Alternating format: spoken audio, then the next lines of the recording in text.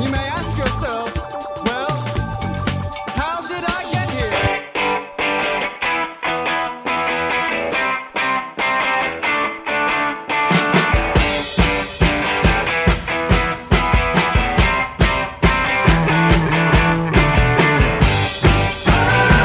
It's time for How Did I Get Here? And now here is your host,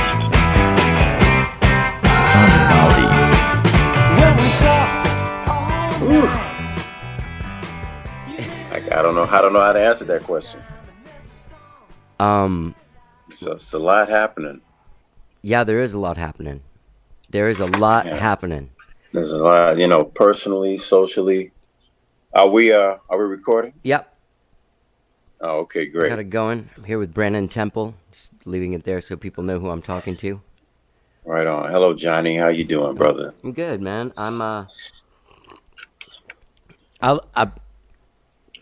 I'll go ahead and break the ice. I've had a tremendous week and a half. There's a lot of things I didn't understand before this week. Mm-hmm. And things that I thought really meant something to me weren't what they said they were. Mm-hmm. I found out Santa Claus isn't real. You know what I mean? Tooth Fairy, Santa Claus, all that. Yeah. But it's been tremendously it's just been an incredible learning experience. And and I feel glad to have had my eyes open. But I want to do what I can to right the injustice that has been happening for so long. Well, it starts one person at a time, really. I mean, I don't know that, we don't really have a platform like a school where we can all of a sudden, we meaning, blacks, can just completely indoctrinate you with the knowledge that is necessary for you to gain complete understanding in a format that's digestible. You're sort of having to take a crash course in what it is to be marginalized. I mean, and before we get completely started, let me just go ahead on and just send out condolences and prayers to the families of George Floyd and Breonna Taylor and Ahmaud Arbery, and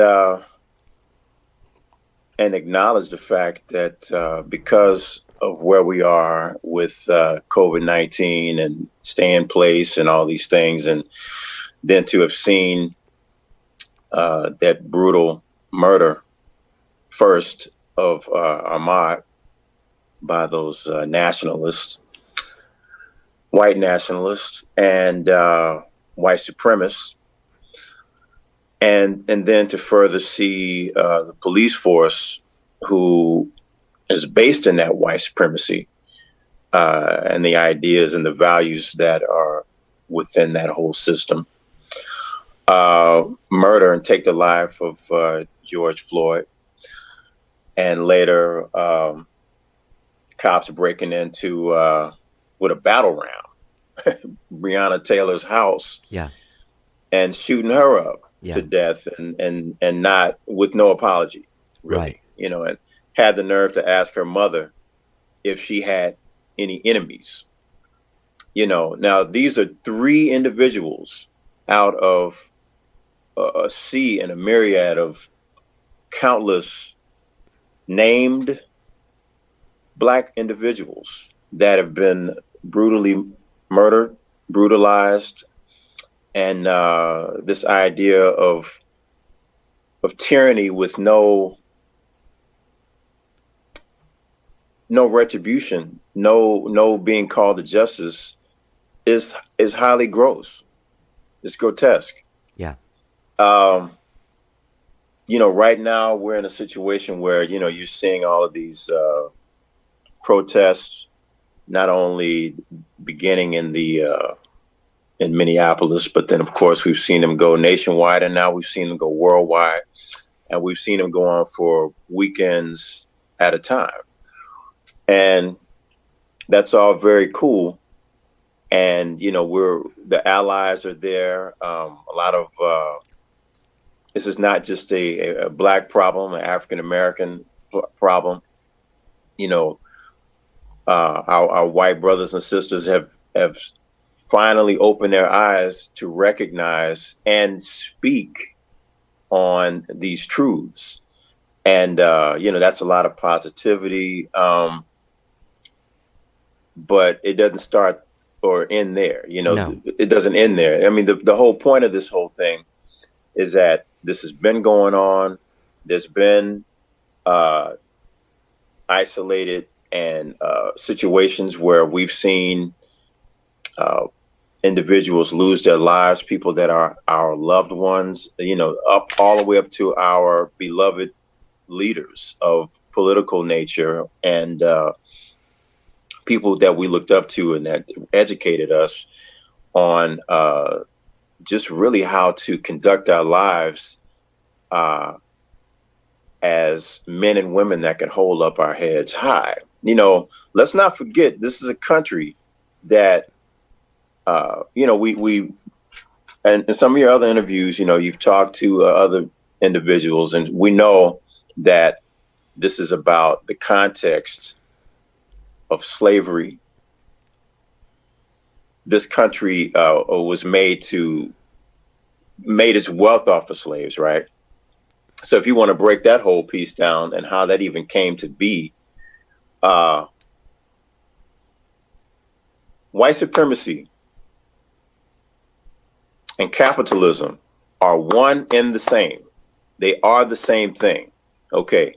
We're about 400 years inside of that structure, capitalistic structure.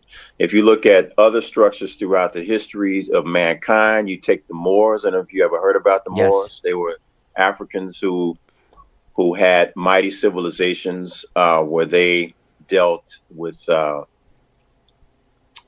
you know, a high civilization of communication, high, you know, with chemistry, sciences. They were traveling the world and the seas and everything and figured out the currents that took them. They did all these things, Yeah. all these things. And, you know, that civilization lasted really about 800 years. Okay. Next up were the Romans, right? The Romans came in and pretty much gave way to the Europeans with the help of the Roman Catholic Church, right? Mm-hmm. Christianity. And Spanish took that over, the Spanish Inquisition. You know, you're not Christian, we kill you, right? They gave that to the Northern Europeans, the Portuguese. You know, I'm kind of fast forwarding, obviously, but this sort of brought about this imperialistic structure, this capitalistic beginnings, the imperialism, the colonialism, and all these mindsets that basically changed what were sort of African ideals of sharing. Even the Africans owned slaves, but eventually they would take those resources that they gathered from the tribes and the countries that they or armies or whomever that they conquered. You know, they would enslave those individuals, but it was still basically a just system where, of course, in the art of war and war, people get killed, different things happen, but there was not a rulership where there was this idea of complete and utter lack of care for the planet, lack of caring for other individuals. You know, they really supported ways of keeping the idea of humanity whole. In other words, if you don't fuck with us, we're not fucking with you. Like, they didn't necessarily go to places to just wreak havoc. Right. Okay. That wasn't really a thing. to my knowledge, until the idea of imperialism, where Northern Europeans began to sort of put this idea of our way is the only way, and we're going to conquer everything. We're going to put our flag wherever we go. We're going to let you know. Yeah. And of course, the Portuguese gave the British the idea of enslaving the Africans.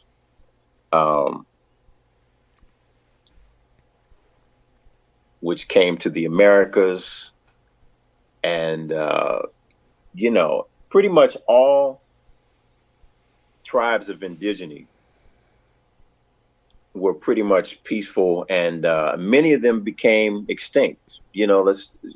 Australia, Aboriginal, what were the pygmies that were there right. at one point became extinct due to this imperialistic colonialism and colonization of those that were not believing that what they believed in, non-Christians. So this whole piece of Christianity has really done a number, and not spirituality, but Christianity itself. Yeah. Yeah. And so, we bring that to the Americas, and I'm going to say something that might be a little controversial. I do not think that only Native Americans were in the Americas. It is my belief that migration of Africans happened thousands of years ago, millions of years ago, right? To put people of all descendants of all pigmentation in various parts of the world. We know about the Bering Strait, and we know that people came across that and entered that, but that's a part of history that is really only to a certain point. We don't know what really happened before that point. Now, what I can imagine is that there were other migrations, other settlers, other people that came in and made those lands, that conquered those lands. Yeah. We have people in the Caribbean, we have people in the southern part of the Americas. Right. And if I have to say that I believe all of these people were indigenous, therefore potentially Black people.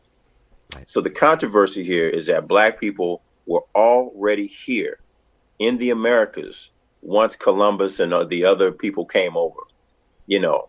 I don't think that because they were looking for India and called them Indians, quote unquote, that these people were only the hooping and hollering people that we saw on not Tarzan, what's the other show? Lone Ranger and all that kind of, all those Westerns, all those old Westerns that we used to, that our grandparents watched. Yeah.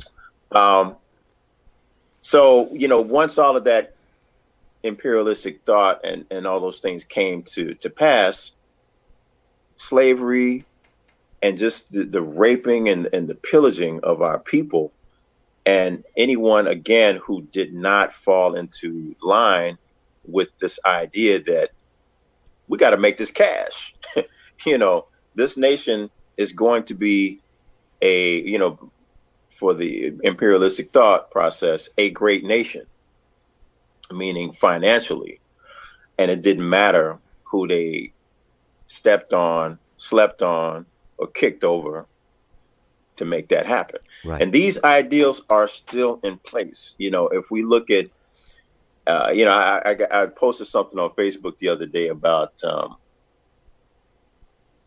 just all of the industries that are ruined or that are governed and ruined by this idea of white supremacy. I would like anyone to challenge me on naming an industry that's not governed by white supremacy. Police, education at all levels, the judicial court system, any boardroom, all sports from little league biases to professional, right?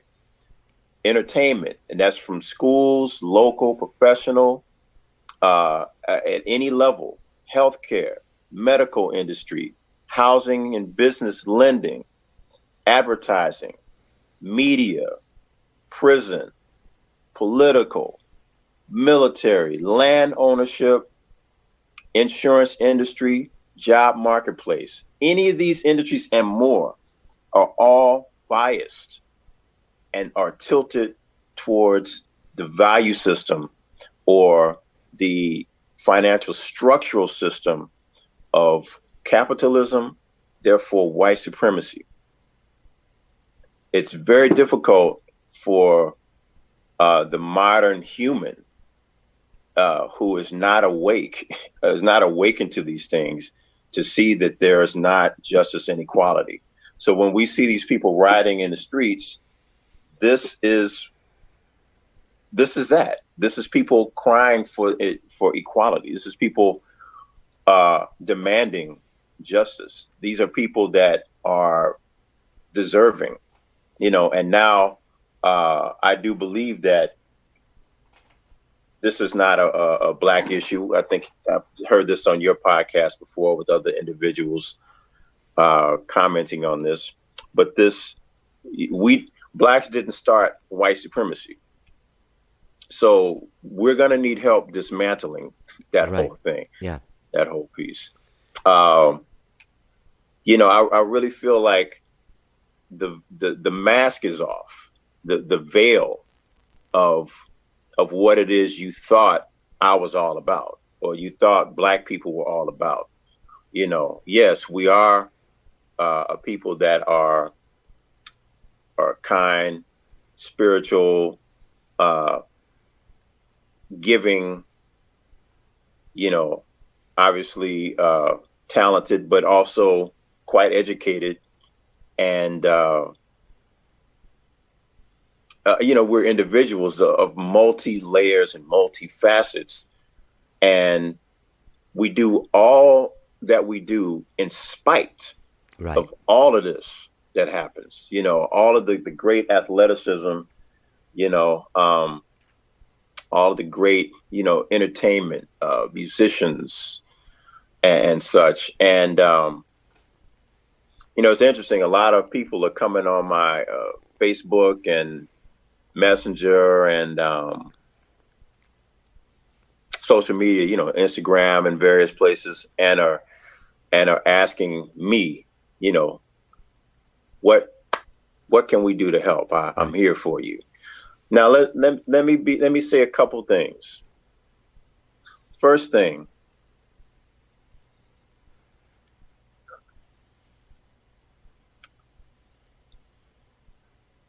I have love in my heart for all people. One of the beautiful things about growing up, how I grew up, was a value that was put in me by my grandparents, by my family, by my parents, by my community.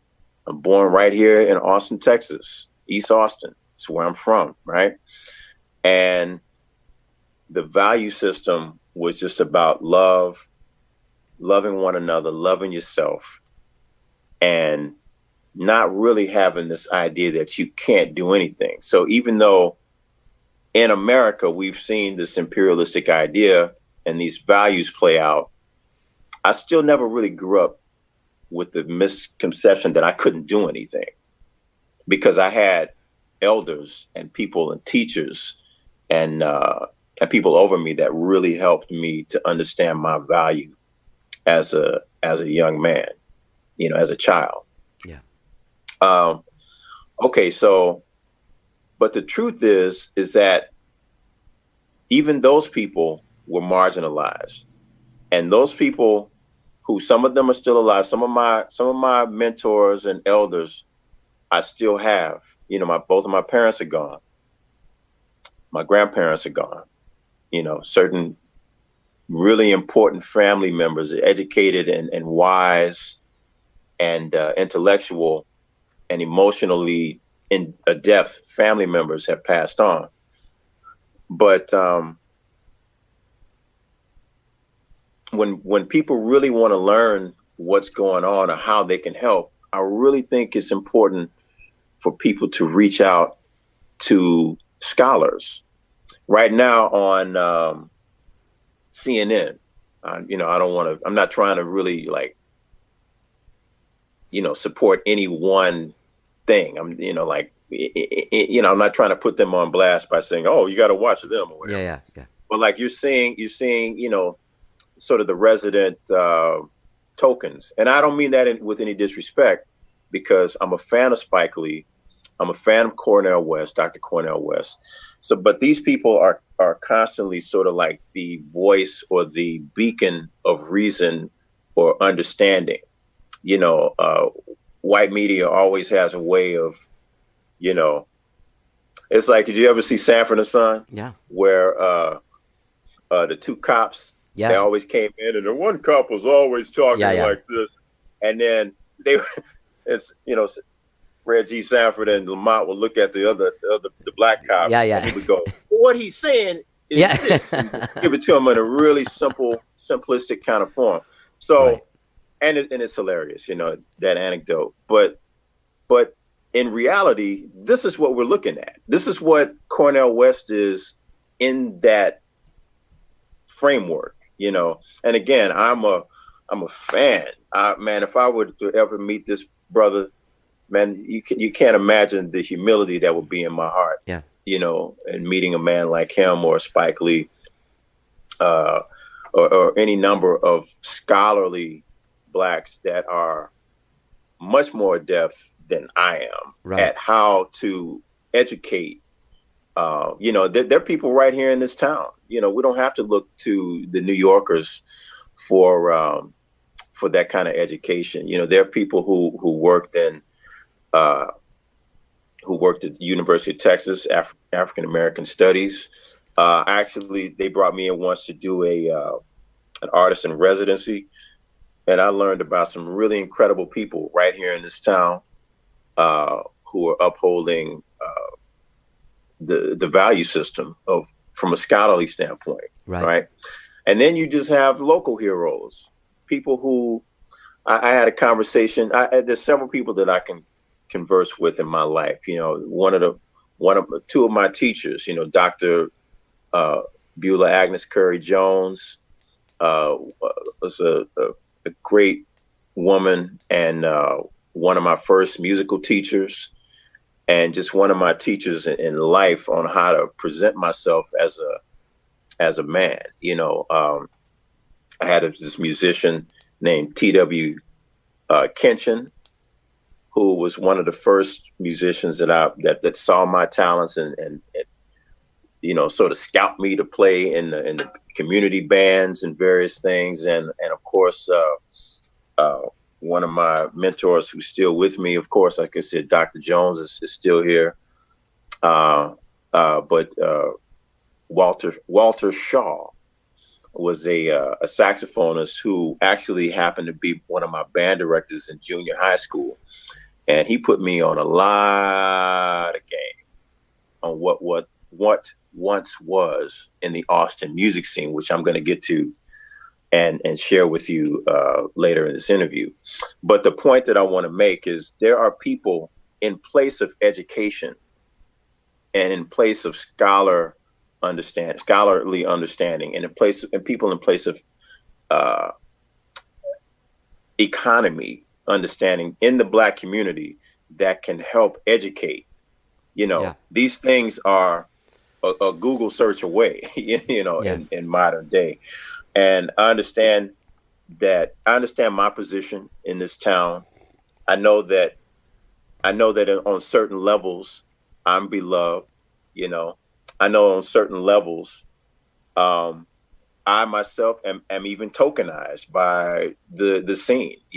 I've received several awards and various things from these situations, and my close friends and family are always kind of like, "Why are you never excited about any of that?" And I don't lack being grateful, but I just know that there are many others that never get cited. Many of my peers that never get cited. And it just is heartbreaking to have to look at a system that has been broken for a really long time. And that system that I'm now speaking of is just the music industry here in this town. Yeah. I'm jumping around a little bit, but It's okay. I'm just saying that basically overall, it's all got to be dismantled.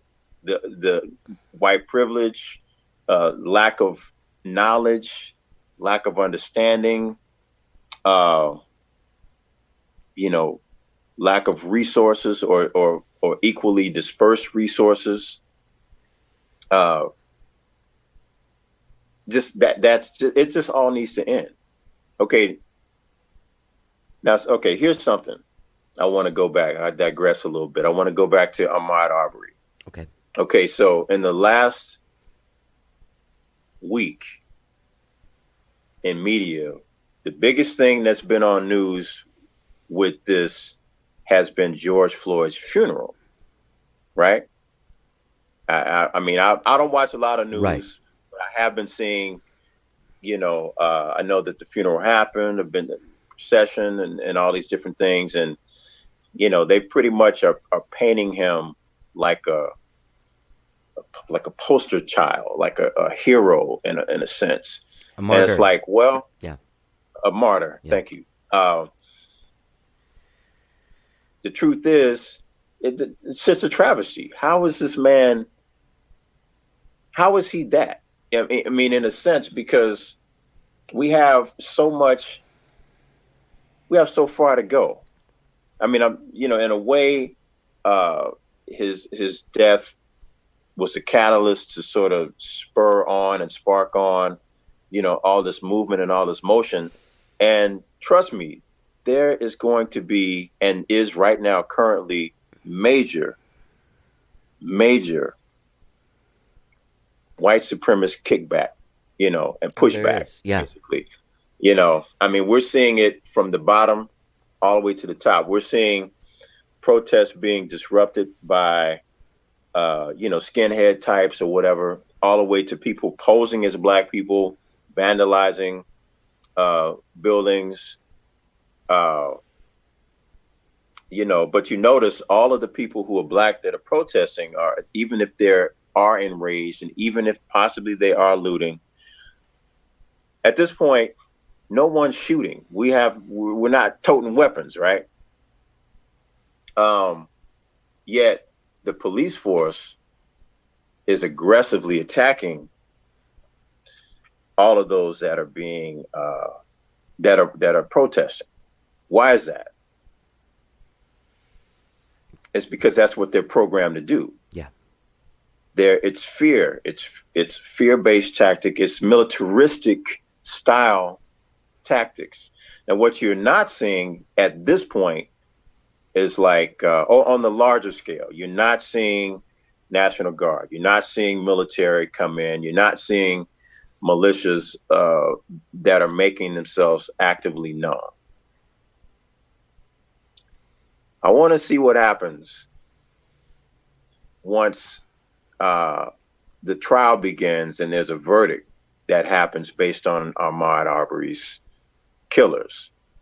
Now, what you didn't see in the news last week was that the lawyers, the defense attorneys for the two murderers for Ahmaud, these fools made a notion to have the case dismissed. They started there in their jurisdiction. That should tell you. Under what? I don't know what grounds. Yeah. I don't know what grounds. But the point is that we can all look it up.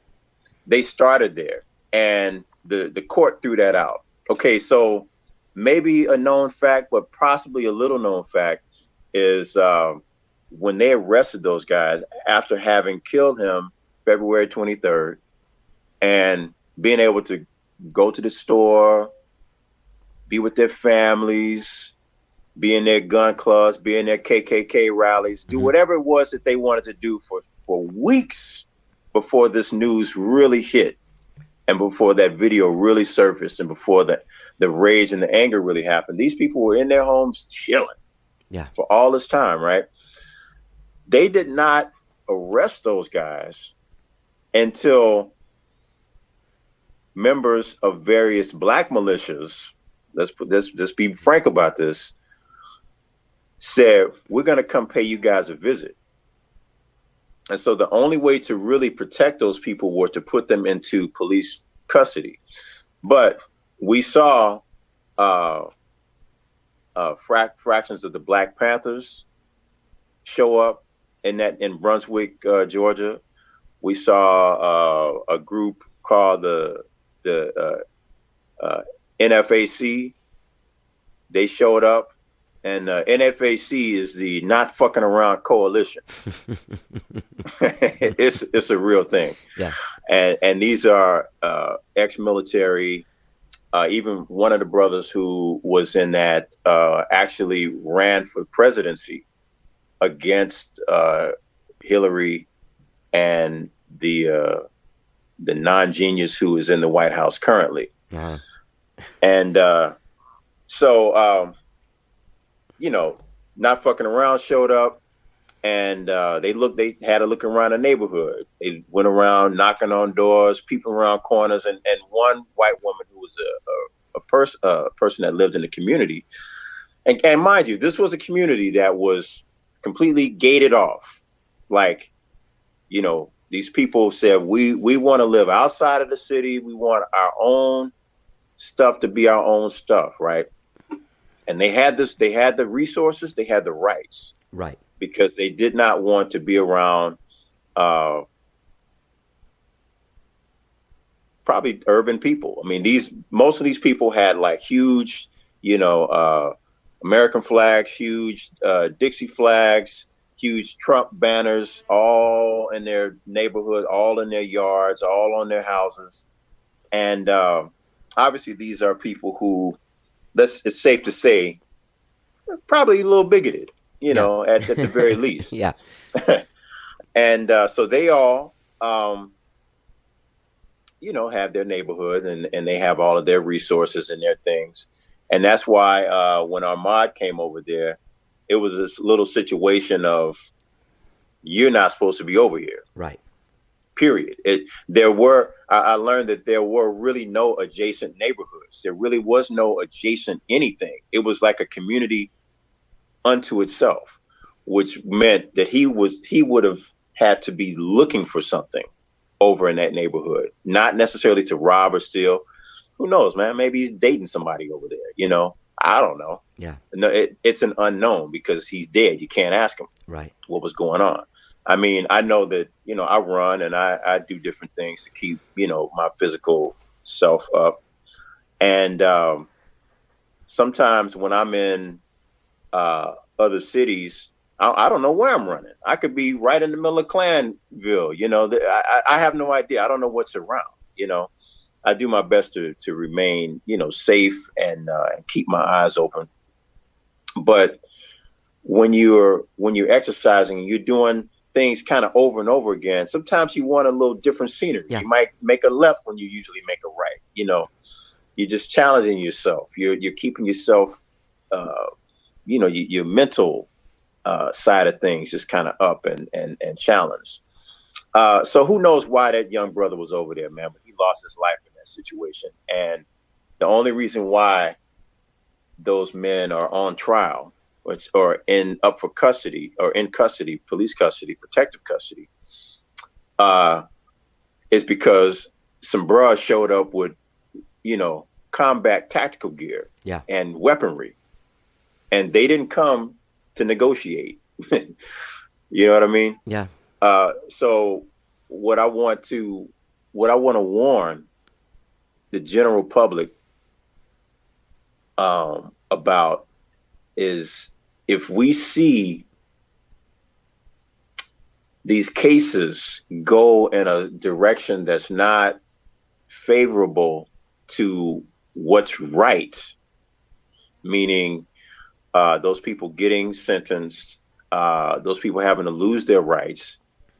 I'm not going to say they have to lose their lives, but if these people get off, this is going to be some serious shit. Yeah. And what? Go ahead. I was just going to say that when you're saying like the why was Ahmaud there and why was Ahmaud there. There's a lot of those questions. I feel like if that was a white person, that wouldn't even factor in as to why he was there. Absolutely not. Who cares why he's there? A white guy, let me tell you what's up. A white guy could run through the hood with a sledgehammer and a TV on his shoulder. And a black hood, right? Yeah. And people black would be like, the hell's he doing? Yeah. But nobody is gonna like pull up, block him off, Yeah. and ask him questions at gunpoint. It's just not gonna happen in the black hood. It's just not gonna happen. We don't operate that way. So Yeah, and even if you're talking about sorry. no, it's okay. So even if you're talking about a neighborhood that might have a lot of prominent black figures, somewhere in the DC area or in the Atlanta area or the Los Angeles area or wherever, you're still not going to face that kind of opposition being a white individual Right. going for a job. Yeah. Even if you don't have a sledgehammer, an assault rifle, and a TV flat screen on your shoulder, Yeah. So it's just the idea that the same rules don't apply.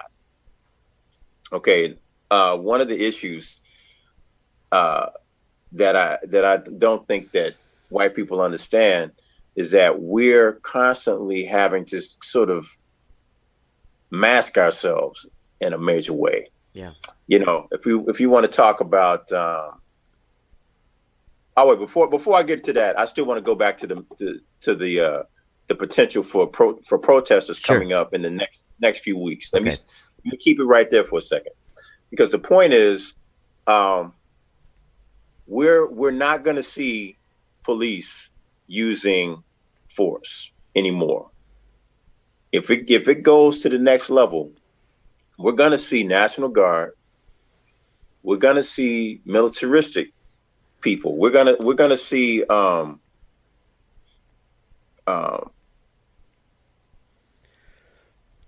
let's see. Basically, we're gonna see people with like combat ready gear and skill set, ready to stop protesters. Right. And these people are not going to survive. Because we're not going in right now with tactical mindset. We're not going in with militaristic mindset, with organized mindsets. Right now, we're going in with a lot of feelings and a lot of rage and a lot of really smart and forward-thinking activism, which is great. We need it. The world needs to see that. Now, just like black people are not one-dimensional, nor is a movement, nor is a civil rights statement, And unfortunately, I believe that part of that might have to be some kind of force-induced standoff. I don't know. I don't want to see that happen, because the truth is, even the coalesced ex-military black militias that could be put together right now, they may have money, they may have arms, but they don't have the entire Air Force behind them. Right. They don't have the entire U.S. government behind them. Yeah. They don't have, and we could see some things go down where, like, all of a sudden they could starve us out resources. They could shut off the chain to our grocery stores. They could shut off gasoline. If we can't get groceries and gasoline, I mean, I'm just saying that we are in a situation where, as black people, we have to sort of still mask and temper, to a certain degree, some of our rage. So as not to scare the people. So it's not. I know exactly what you mean. Yeah. So it's not to completely escalate Right. the situation. Okay. Yeah. to where like we are now going to be picked off, like where I just might be picked off for running down on Town Lake for no good reason. You know what I mean? And just because, oh, there's a black guy, he might be an insurgent. Let's shoot him. Bam. You know, we don't want things to get to a point to where things are just so taxed that we start to see more lives being taken from us.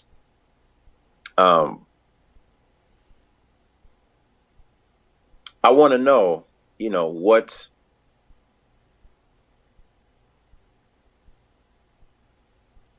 our white counterparts are prepared to do to protect us and you know, from these types of things. What are these protesters who are standing with us really saying? What are they willing to live and die for exactly? You know, I mean, it's all fine. You know, of course, people are getting non-lethal, you know, rubber bullets to the face and are actually dying. So I don't know what they're saying. This is non-lethal, you know, but and pepper sprayed and tased and all kinds of other things, brutalized for just trying to make a stand, which I thought was an amendment right. Well, it's interesting that I find that the way that it's viewed, like you have things. My cousin Jennifer said this to me the other day. She pointed out that like what was the Boston Tea Party? Mm-hmm. Why is that viewed as heroic and this wouldn't be? Yeah. Taking a heroic stance for the right thing. Right. Because at this point, we've come so far to where right is no longer an issue. It's about the so-called majority. You know, even the language about it is completely off. You know, the ideal structure about it is completely off. Now, you, Johnny, are already in a position of acknowledgement and therefore a certain amount of willingness to use your own platforms and your own sphere of influence to sort of rally for what's right. Right. But we're talking about people with real militaristic and political pull. What are these people going to do to help right the wrongs? What are these people going to do to actually help and allow to tip things in the favor of what's right? You know, true equality, you know, and, you know, it's still a situation where you really don't see, I'm not going to speak for all blacks because I can't, but you still really don't see blacks going and seeking revenge. You know, what people are doing is saying, get your foot off my fucking neck and give me what I'm owed. Give me what I am deserved. Not only the dignity, but the resources. You know, the reason why your Target and your stores and various things are getting torn down is because we don't own any of that shit. Yeah. We own nothing. Yeah. We don't have the resources. We don't have, and that's another thing. We don't have the resources to go to war, because if you decide to bomb our headquarters, whatever that might or look like, do we even have a black fire station to put the fire out? If the white political structure decides to say we're not going to help, I mean, this thing could go a lot of different ways, and we're still not that far from the civil rights movement in the 60s. We're still not that far from the ideals of Jim Crow. We're not that far from the ideals of slavery. And what imperialistic whites are willing to do. We've had to mask ourselves in order to make this shit work. You know, and we still don't have the resources, and we still do as good as we can. You know, I can't fault young rappers and young athletes. It's like kind of a thing in the community. They go like, well, why haven't they put their resources together to start businesses or to fund, activist groups and stuff like that? Well, you're putting a lot of pressure on a demographic that's a little uneducated. One, again, we have these Black scholars, but they're not readily available. They're not in our schools. They're not in our textbooks. And our meaning the American textbook. So it's not like a 19-year-old basketball phenom signing a contract to go into the NBA is going to be schooled in their mind to understand how to really further the advancement of their community and their people. Not that they're not, but if you come from nothing, the first thing you want to do is to relax a little bit. Man, let me buy my mama a house. Let me buy a car. Right. Let me get some things in order for, Uncle Charlie and them. You know what I mean? You all of a sudden, it takes you a minute to really sort of gain perspective. And then I got kinfolk in the game of the NFL to where like they are they're like agents that help young brothers get signed on these NFL teams, and they'll tell you that basically once you get into NFL or once you get into like these certain leagues and different things of the professional, like they're not really trying to school you on how to spend your money on ways that could help the community. No. Help your community. Right. They're more interested on how to keep all of those resources inside the tract, right? Right. So that industry continues to grow. So those ideas are not really shared.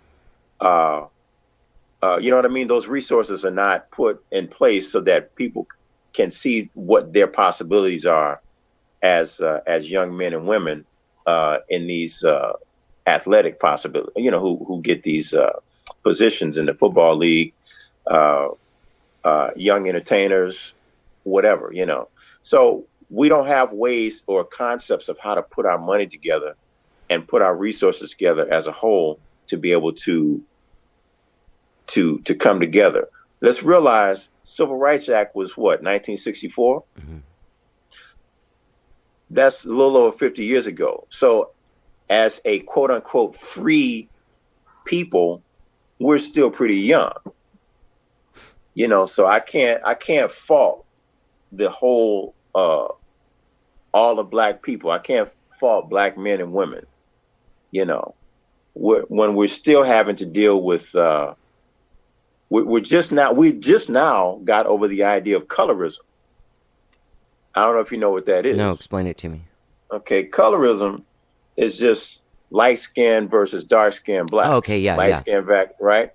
And our hair and our noses and our lips and our behinds and the way our bodies look being different than that of the white person or the one who's a quote unquote in the majority. So literally these things were prominent, in the 80s and the 90s, and we're just now starting to thaw out as a culture. Of course, the 70s, you had all those Black exploitation, you had Shaft and Superfly Sticking It to the Man and all these films like that. And then basically, Reaganomics shut that down. And then we went on to the phase of, the Cosby era, where you saw prominent figures. You saw Prince, Michael Jackson, and Arsenio Hall, and you know what I'm saying, Bill Cosby, all these people that really were our heroes visually, but they also became heroes for America. They weren't just black heroes. Right. You know, all of America could jump on the Huxtable bandwagon. Yeah. And of course we love Prince and Michael, you know, without question. You know, two of the greatest entertainers to ever have done it. Yeah. And all those platforms, the platform that Arsenio Hall gave, you know, to countless artists that Soul Train sort of could not make that jump. Like a lot of the hip hop artists, Sure. were brought to Arsenio Hall. Don Cornelius wasn't a fan of hip hop. And realize You that. know, yeah. So you won't see hip hop artists on any Soul Train, Huh. you know, footage. So anyway, we had our dose of heroes, and then what was the next thing they did? They ushered in the darkness. And it's nothing against NWA, Ice Cube, Snoop, and all these people, but they monetized yet again our struggle. Name me one Crip or Blood in the hood who got money off of the movie Colors or anything of that nature. All those killings, you know, even Rodney King, you know, the beating that happened, you know, it's all the same shit. And, you know, media, you know, makes it seem a certain way. You know, we got labeled as predator killers, right? In the 80s, the Clintons, Ronald Reagan, they all put that on us. Yeah. You know, you want to talk about drugs in the community. My going back to after the Second World War in the 40s, right? My dad was in New York. He grew up in Georgia. That's an interesting story unto itself, because he was my grandfather. His father used to work for this white man, and he accused my grandfather of killing his mule. He said he worked the mule to death. He didn't give it enough breaks or anything like this. So my grandfather was kind of caught in rocking a hard place between the situation of getting the work done and the safety of the work animal, the beast of burden, right? So animal dies, and the owner of the animal with his family come to lynch my grandfather. Jesus. And so my grandfather wasn't going to stand for that shit. And he and his brother were going to fight.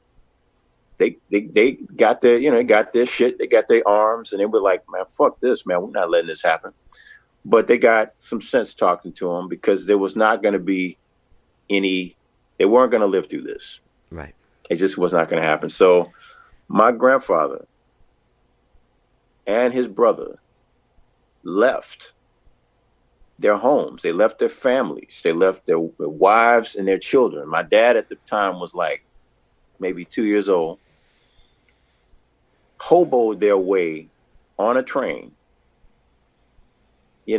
from the South up to Jersey, and basically started a family. So my dad later was brought up. My grandfather got established, sent money down, had the family brought up, but he had to escape death.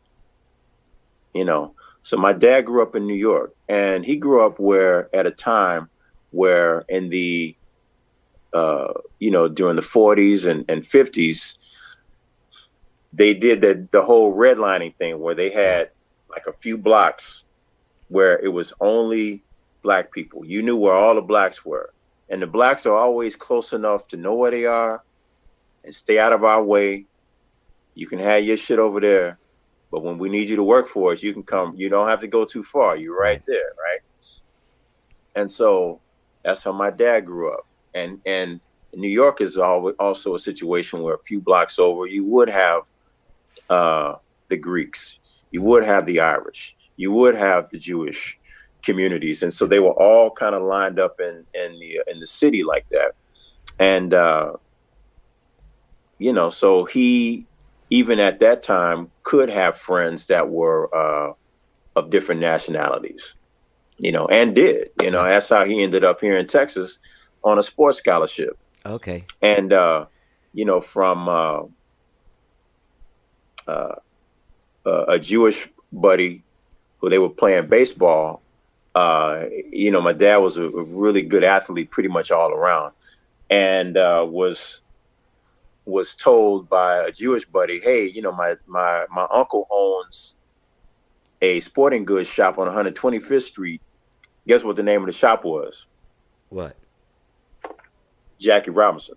Oh, wow. Wait, hold on a second.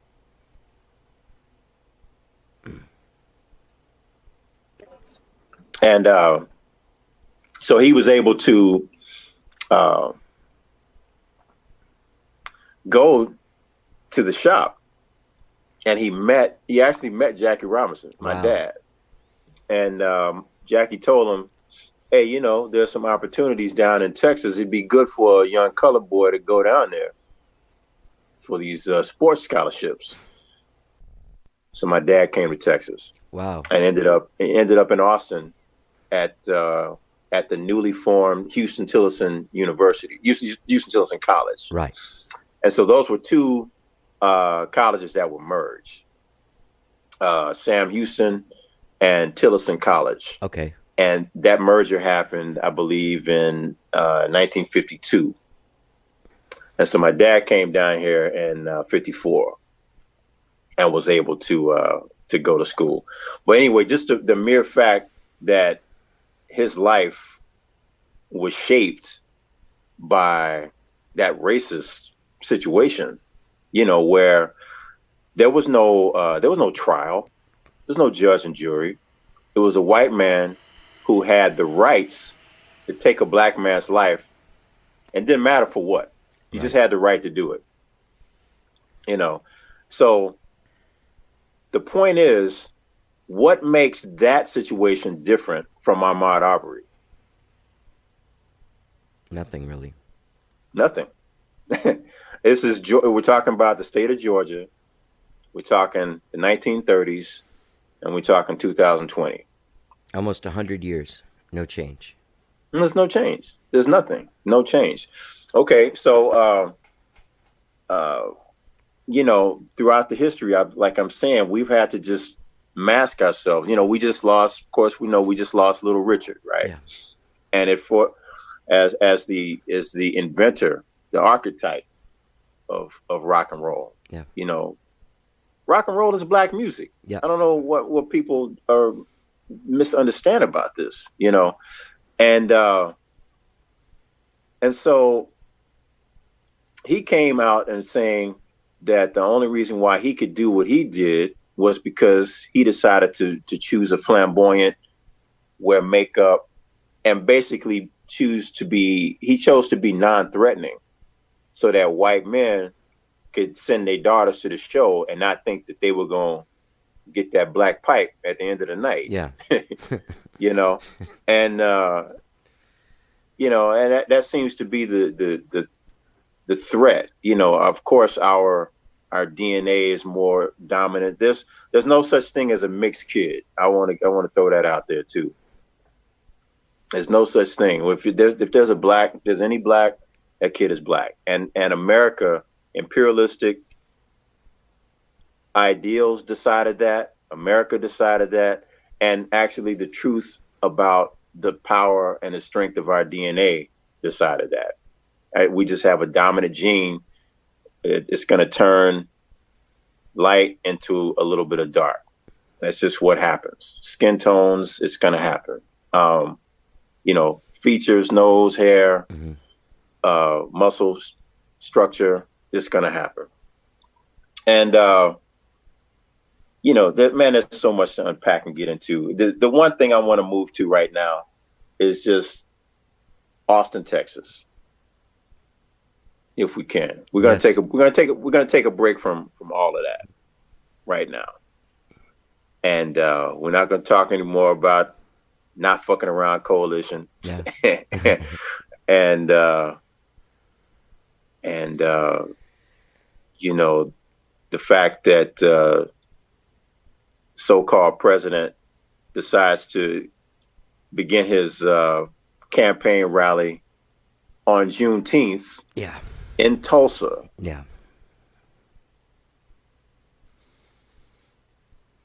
I just want to hear somebody speak on that. Like, what if someone still thinks that this man is not a racist or white supremacist?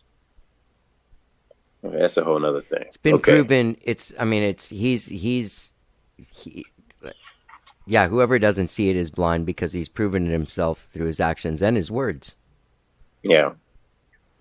Everything, all of the above. So let's talk about Austin. Okay, let's talk about. We can. I'm gonna hit two points quickly. Okay. One, I'll talk about my development here, and then I'll talk about the music scene.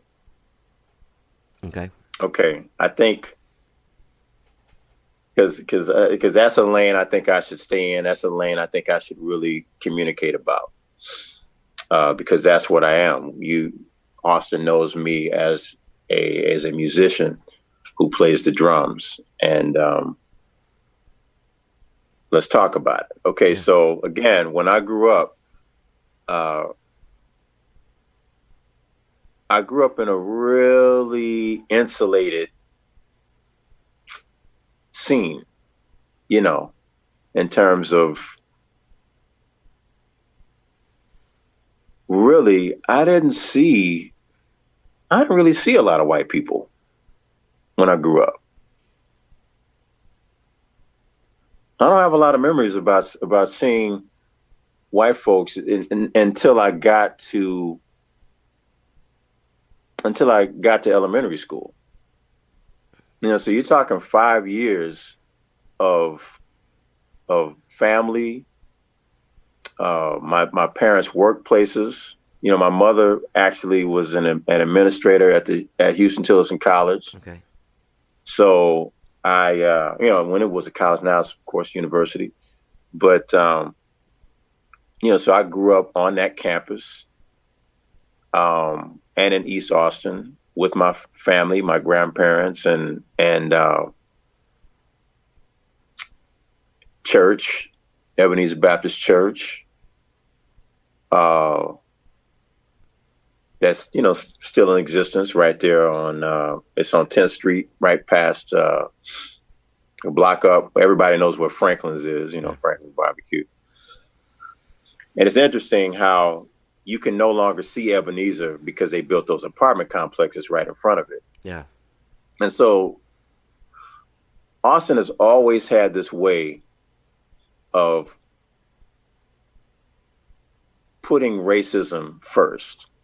I-35 is the biggest marker of the truth of that, to take a line and put it directly in the middle of town and say, you blacks stay over there, us whites will stay over here, and that's how it's going to be. So if you're on this side of town at a certain point, past a certain point of time in the evening, and we know that all the jobs end at 6, 7 o'clock, 5 o'clock. If you're over here, you're on the wrong side of town, boy. Yeah. And even now, there are several black musicians that are, that I make music with that are transplants from other cities. And they corner me and say, Brannen, Austin is the most racist city I've ever played music in. Why is that? A lot of people will tell you because that line, without it still being I-35, it still exists. You know, again, you don't really see a lot of all black bands. In fact, when I started playing music, like at age 10, I started playing in bands or whatnot by the time I was like 13, 14, 15, 16, and kind of coming in that area. And once I crossed I-35 and started becoming known as probably about 16, 15 years old by white musicians, then I was able to play on both sides of the highway.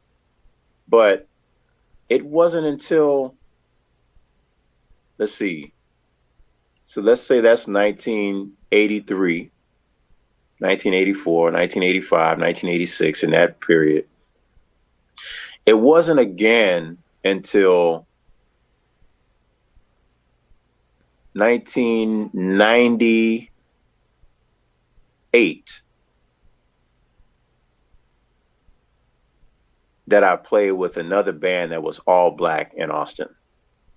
Wow. Think about that. Yeah.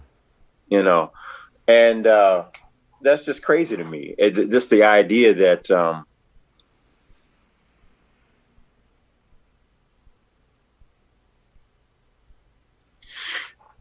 musicians have always been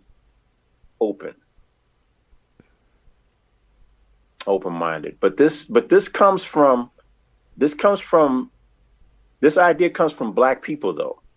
Okay, so one of my mentors, Mr. Walter Shaw, who I mentioned earlier, I had a conversation with him, and one of the things he told me was that because I asked him, I was like, man, hit me to all the places that where you guys used to play at in the 50s and the 60s.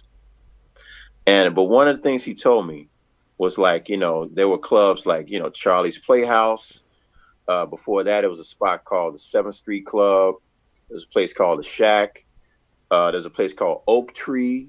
All these clubs were on 11th and 12th Streets, like right around in that area. On the east side? Oak Tree on the east side.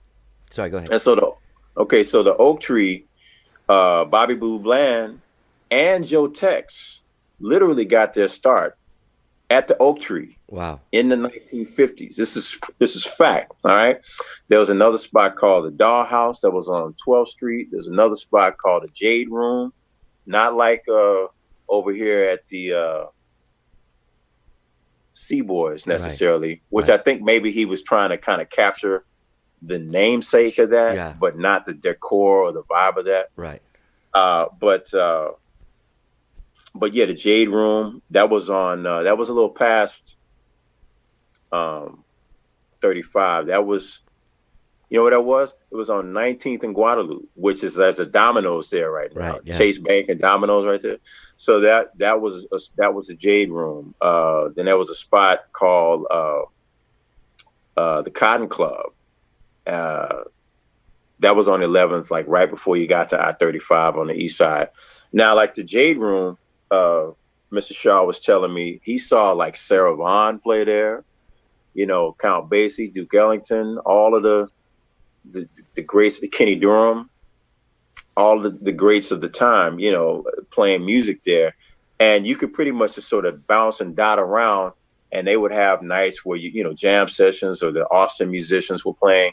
And these are all black musicians. So let's take this back and understand that there was literally in the 50s, in the 40s and 50s and 60s, definitely in the 50s, practically no white music scene in Austin. Think about that. Okay. So all of these clubs were the hot spots. And eventually, like in the 50s and the 60s, the white kids from the University of Texas started going over to Charlie's Playhouse and going to these places. And it was so much so, it was so crazy that Charlie himself was asking black patrons to get up out of seats so white kids could sit down and patronize these places and see these black musicians do their thing. So we had some great guitar players, great pianists, great singers, great drummers, great musicians. Some of those names I had to ask. I didn't get a lot of names, but there's this great resource on the east side of town, right behind Ebenezer Baptist Church. It's like a small Texas history museum of musicians that lists a lot of these Black musicians. So, of course, Blues Boy Hubbard. And the truth is, you can't listen to Stevie Ray Vaughan without knowing that he was influenced by Blues Boy Hubbard. And Blues Boy just passed away a few years ago. Huh. He was an Austin guitarist, before W.C. Clark, and I don't think W.C. is from Austin. Okay. He's we know who W.C. is. A great blues guitarist, great friend of ours here. But you had cats named Alvin Hennington, the piano player, Uriel Dewitty. He's a drummer. And I think both of those guys died like in late 80s, early 90s, something like that. But they were prominent musical figures in the 50s, and they were playing all these places. Like I said, I mentioned T.W. Kenshin, who was one of my first mentors, and he introduced me to, Donald Duck, and Duck. I can't remember Duck's last name right now, but Pat Patterson. Oh. Not Doug Dunn, not the bassist, but a trumpet player who was a prominent figure here in town. And of course, there was people like Robert Shaw, who was like a barrel house pianist, who actually left Austin and became quite famous in Europe throughout the 60s. Okay. His wife was my Sunday school teacher. Wow. Miss Martha Shaw. Yeah. And so Robert Shaw had grocery stores and various businesses here on the east side of Austin. And, his story is about like, he would have sales in the store and he would take, 25 cents off the bananas and then he would mark up the tomatoes. But next week he would take 25 cents off the tomatoes and mark up the bananas, that kind of thing where the money never really left the store, Right. Actually we just lost a couple of days ago, within the last week, a drummer who got his start here in the 50s, named Billy Joe Walker. Billy Joe was like Austin's version, so to speak, of famous Philly Joe Jones, who played with, Miles Davis and Bill Evans and various drummers like that. So he went to New York in the 50s and tried his hand at the jazz scene up there, watching, Monk and Kenny Durham and right and those musicians play. And of course, there's a drummer too. I got to mention this guy named C.C. Pinkston, who was a drummer here in Austin in the 50s. And he played with Count Basie and a host of other just like really important figures. He's somebody he's forgotten. Nobody knows about this guy, right? And then Irby Bowser, piano player. I played with Irby when I was 14 years old. Irby Bowser was like, he also played with Blues Boy Hubbard and various people. So, later we knew about the musicians that Clifford Antone brought down. Right. That played with Bobby Blue Bland and various people like that. And they influenced the Stones and all of those players. But what's the guitar player that was here?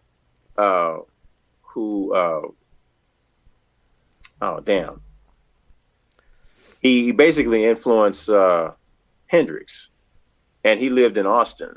Oh, really? I don't know who that is. Yeah, he was Bobby Blue Bland's guitarist. Man, I can't look it up because my phone is on the thing with you. Right. Wait a minute, let me just tap it in real quick because this is gonna kill me if I don't say it, and I'll crucify myself.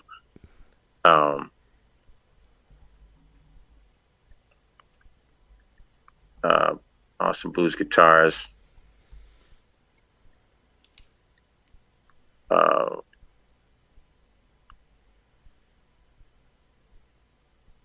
Clifford Foundation. Oh man, I can't. It'll come to me in a second. I can't remember. But anyway, basically, the whole thing that I'm trying to get to is that there's just this rich heritage of musicians that were here that were given little to no platform to really succeed and progress. And, that is a travesty in and of itself. One of my biggest mentors was a trumpet player named Martin Banks. I don't know if you ever heard of Martin. Okay, so Martin Banks grew up with my mother. They went to school from kindergarten all the way to 12th grade. Martin Banks, born in Austin, played with Count Basie, Duke Ellington, James Brown, Sun Ra, Jesus, King Curtis, Ray Charles, and he was in the Apollo Theater house band for several years. He used to do the Motown review when it was on the road. And check this out. He used to bunk when they got hotels. Guess who his bunkmate was? His roommate. Who? Marvin Gaye. Wow. And guess who he had to sit next to on the bus? His assigned seat on the bus was next to an 11-year-old Stevie Wonder. Wow. He said, wow, man. Martin told me a long time ago, he said, man, we used to hide that goddamn harmonica. He'd be shedding on that thing, man. We trying to get to sleep. Why are we trying to sleep around here? So they would hide. He said he couldn't find it no way, So they would hide it from him. But yeah, so, but none of these musicians, even when Martin was, Martin moved back to Austin in the 80s, late 80s. And it just always baffled me how he never had really his just due. Like Elephant Room never really gave him a night. You know what I mean? Like it never really had a night on the books that he could play. And he could play with other bands, but he never had his own band. The first Austin Music Awards I played with him. Oh, you did? At the Municipal Auditorium. When was that? Which is now the Palmer Event Center. This is early 90s. Okay. Yeah, there's some video somewhere of that. It was videotaped.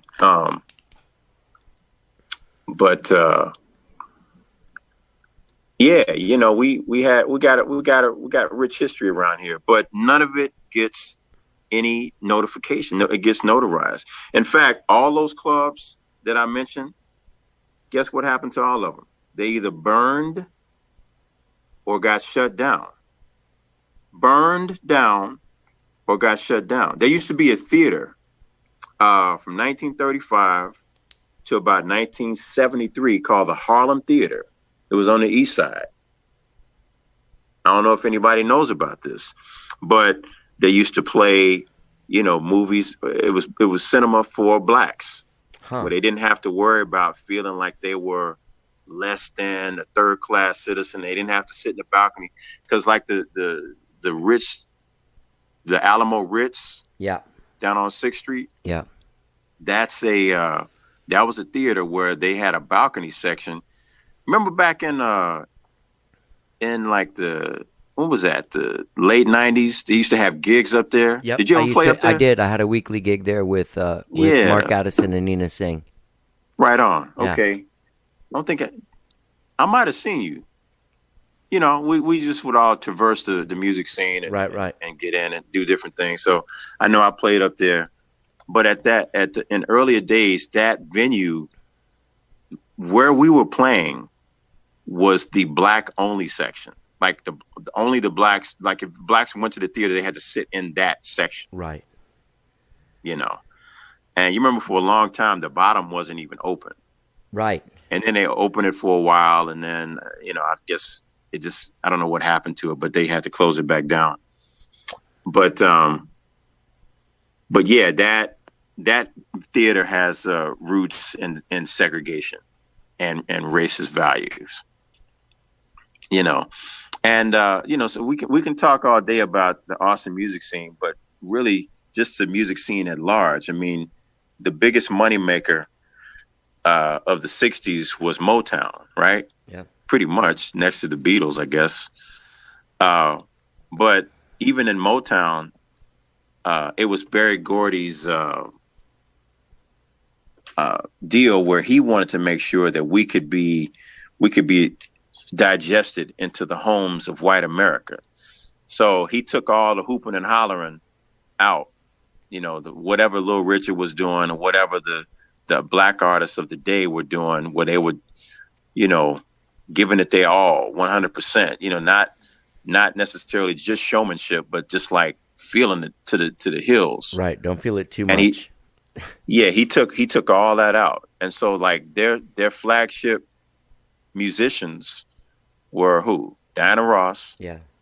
who, although she was talented, she wasn't a cola singer in the Supremes, and Marvin Gaye, Smokey Robinson. And these were people who were easy on the eye, and really just kind of kept things really sort of docile, like, but even you take a Sam Cooke and you hear all of the sides that he put out where he just sounds like an angel, right?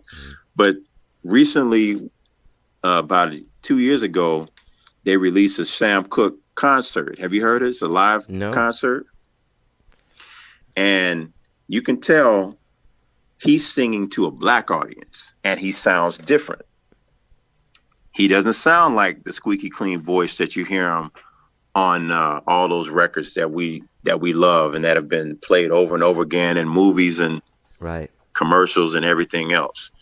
When he sang for his audience, he sang like the soul singers, his version of what that was, like the real, like the Joe Tex sound, right? James Brown, like all that kind of stuff, and it's really interesting to see the idea that we've always had to sort of mask ourselves. And it's like, I take my career here in Austin. Let's talk about that for a second. Again, I'm able to sort of traverse a lot of different scenes, but it's funny how sometimes they want that soul, but sometimes I might even be too black. or I get passed over because I'm not going to look right in the band photo, and these are things that maybe no one has said to me, but these are things that I get. I've even heard, yeah, we're kind of looking for somebody a little different. And I was like, well, what's looks got to do with the way your band's going to sound once I sit down? Yeah. And so then I would get people telling me, oh, we don't think you'll be interested in what we're doing. And it's like, well, I like to play music and I like to eat like everybody else, yeah. And why, and unless you're not really going to come with the real musically or personally, then what's the hold up really? Right. And again, I'm a known musician in this town, but then I look at my brother, Malford Milligan, or somebody like that. And it's like, Malford had to leave because he could not afford to live here. There's no reason why that man who was born right outside of Austin should ever have to want for anything. Yeah. There's no reason Miss Lavelle White should have to want for anything. Yeah. There's no reason why her shows, there should be a line around the corner. Yep. To go see her play. But again, we're not really given the platform. We're not given the understanding. I think that I think Black musicians are owed a certain amount of various things, be it accolades and also resources at our disposal in this town. Basically, based on the fact of what I just said. If it wasn't for Charlie's Playhouse, Oak Tree, Dollhouse, Jade Room, Cotton Club, where all the white musicians could come over there and basically through the open arms of black musicians teaching them. And Mr. Shaw told me, he's like, now the white musicians never had any problem with facility. They came with technique, but they didn't know what to do with the technique. Right. We taught them what to do with that technique to make it sound like soul music. Right. To make it sound like us. We taught them in the 50s and 60s. This is an Austin, Texas musician telling me this. A man who is now 85 years old, communicating to me that we are to thank. Yeah. Martin Banks, people like Billy Joe Walker, who I said just passed. He got a son, Dexter Walker, that plays drums. And Dexter played with James Polk for many years. Okay.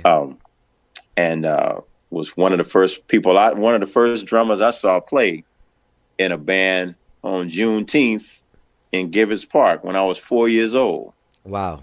I saw him and Paul Miller, keyboard player. Paul, I introduced you to Paul recently. And,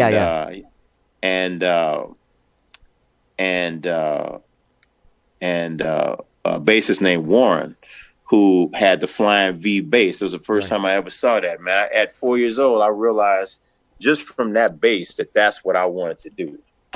Yeah. It's a wonder that I'm not a bass player. Anyway, I guess the whole point of bringing all of this up is just the rich heritage and the rich history that is Black music, that is Black Austin, that's Black East Austin music. And to have all of that disrupted, to see my childhood be disintegrated and erased, to see all the resources we had, from Holy Cross Hospital to grocery stores that were on the east side of town to Holy Cross Hospital was that spot delivered 4,000 babies. Wow.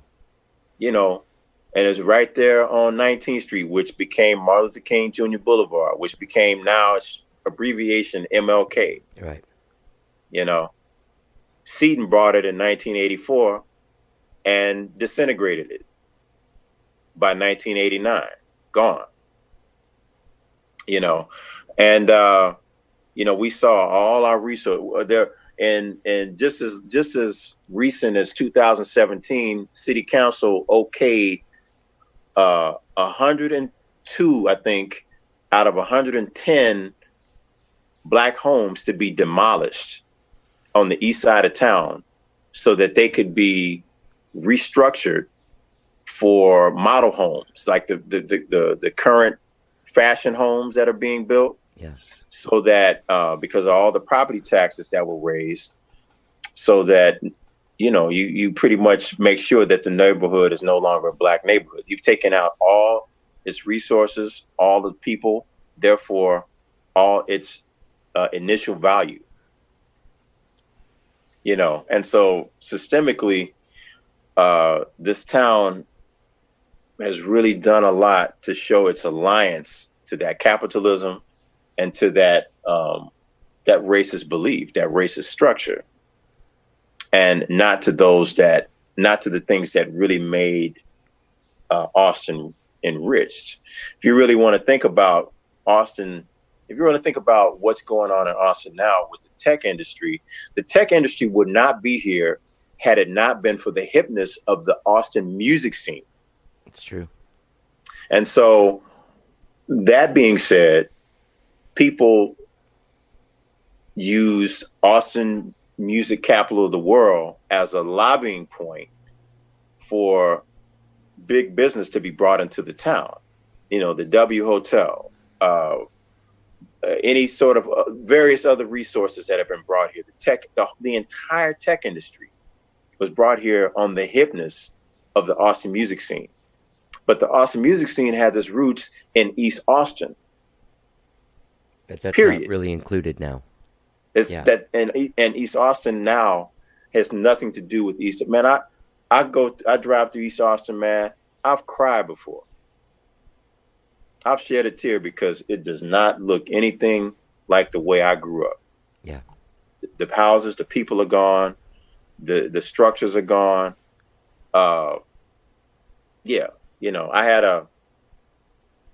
a great aunt that had a Greasy Spoon restaurant on 6th Street when I was a kid. They serve, home cooked meals, but it was a restaurant. Right. My great aunt Ada Mae, and all that got shut down. I was saying the Harlem Theater. I meant to mention that place burned to the ground, and it's listed. If you look it up, there's no record of how it happened. That's weird. Was it just never investigated? Is that something that? No, it was investigated. It was a black. Right. It was a black owned at first. Then I think a Jewish guy owned it, and that Jewish guy ended up getting shot, and he's got murdered outside of his outside the theater. At gunpoint, like a shot to the temple, basically. And it was bought by another owner. And then I think soon thereafter, the place burned down. Wow. So you're talking like insurance practices, white guy took the money and ran, whatever, it's just kind of like, well, so I guess you guys don't have a theater. And that place was noted for their chili burgers.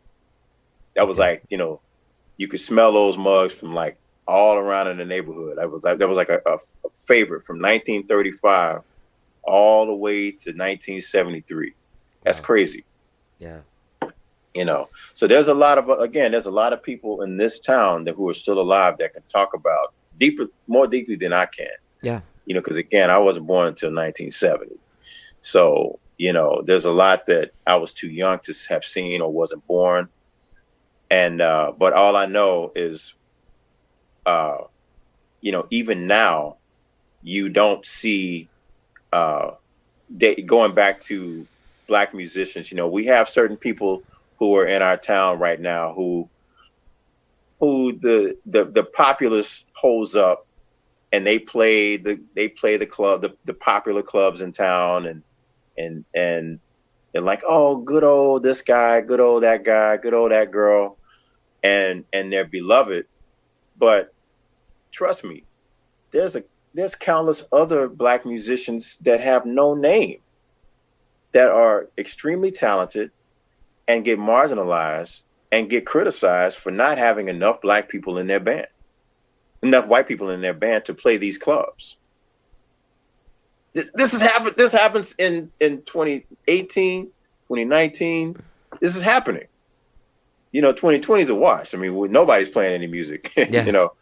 But I've played private parties in hotels and West Side communities, and have been mistaken for the help. Valet, parking the parks in one's car. I should have stolen that motherfucker. Yeah. I should have taken the keys and just stolen it. Yeah. What are they gonna do? I could just park it down the street somewhere and go play the gig. Yeah. Or someone asking me for directions to the so and so room because I'm wearing a black suit because that's what I have to wear for the freaking monkey suit gig I'm playing. Right. And someone talk to me like I work there, like I'm the hired help for that, like for that, yeah, for the establishment, right. And it's just this idea that, or even maybe I'm a guest at a certain thing and I get mistaken for someone who works there. Yeah. This concept just baffles me. Can I ask you one favor? Can we just pause for 1 second? All right, back. Yeah. So anyway, the whole point that I'm hoping to sort of capitalize on is just the fact that, all of this white supremacy and all of this value system, of course now I have several friends that are my brothers and sisters, white musicians, white, I consider family, you know what I'm saying? Mhm. People that love me and that I support, and I love them. And again, I'm about love. I'm about the furthering of humanity, and and bringing love and light through my music, through Yeah. the drums, through whatever the creator has given me. But the truth is that we're in the midst of a serious war, a war of a war on spirituality, a war on humanity, and And a war on people truth, need I would say too. war on truth. Thank you. Yeah. I feel like people need to really arm themselves with as much intel of truth as possible. Yeah. You know, and really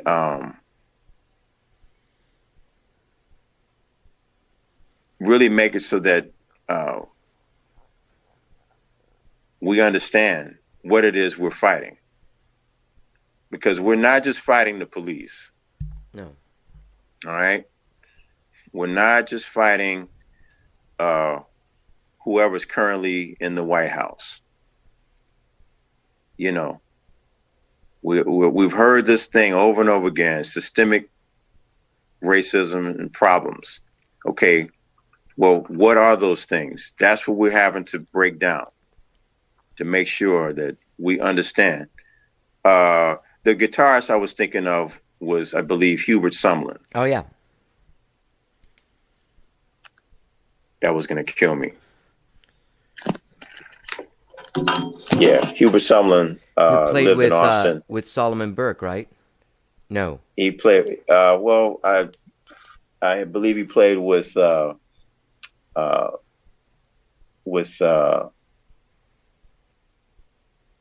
he played with Albert played with Albert Collins. I believe he played with Bobby Blue Bland. Okay. And he and the pianist who just passed away about 10 years ago or so, who Clifford Antone brought down. Oh, oh God.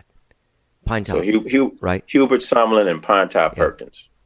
Okay, so those were awesome musicians, and the Clifford Foundation did their best to take care of them and all of their expenses and their life expenses. And so you got a man who influenced.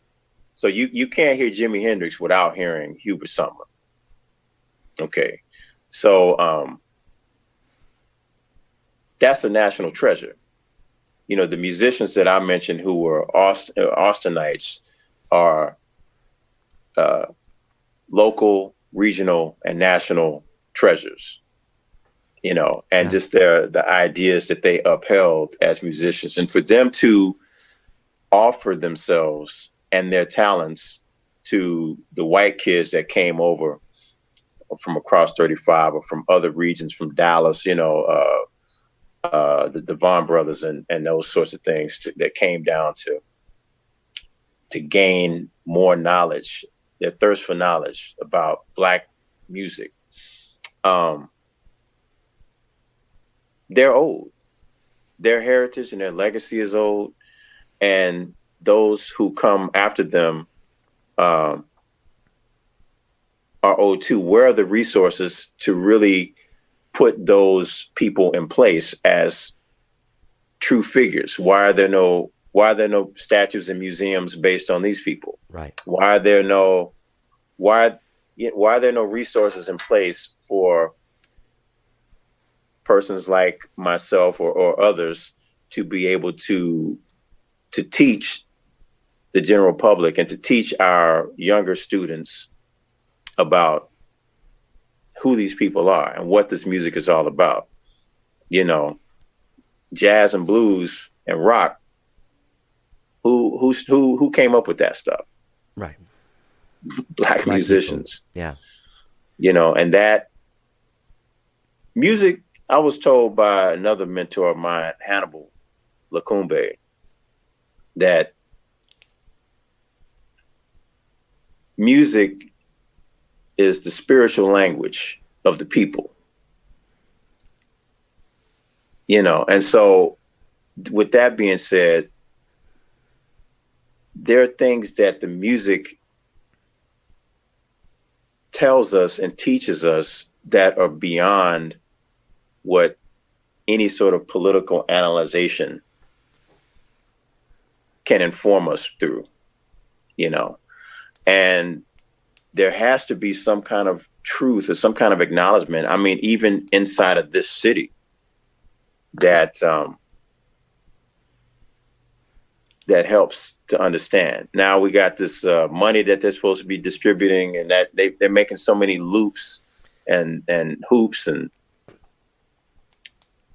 none. Oh, sorry. Go ahead. I was just talking to Jennifer Dugas from Austin Music Foundation today about that, and kind of like a way to help guide people through that. Mm-hmm. The Austin Music Foundation is kind of opening up its doors for the questions if people needed help for that. But I do understand, because it's so confusing. Yeah, that's that's a whole nother thing. But again, when we talk about black musicians, having to deal with issues in this situation, in this scene, my brother Harold McMillan used to have the Clarksville Jazz Festival, and I can't tell you how many times he got to the gate and he would lose his funding. But yet, Austin City Limits Festival is thriving, alive, and well. Yeah. Or how Homer Hill, we used to have Catfish Station back in the day, who does the Urban Music Fest. Same thing. He would always get to the gate, lose funding, or he was always kind of piecemealing things together. This is not because blacks don't have what it takes to do things professionally. This is because there is racism, and people shut shit down so that people, we can't do what we need to do things that we want to do. There's no reason why you can tell American blacks, for instance, that you can't give reparations when they came up with all of this money for COVID-19 response. Right. So that those monies are on all levels, federal, state, local. It's the same type of idea that keeps those doors closed, for deserving individuals and peoples. I'm gonna say one more thing, man. Just the whole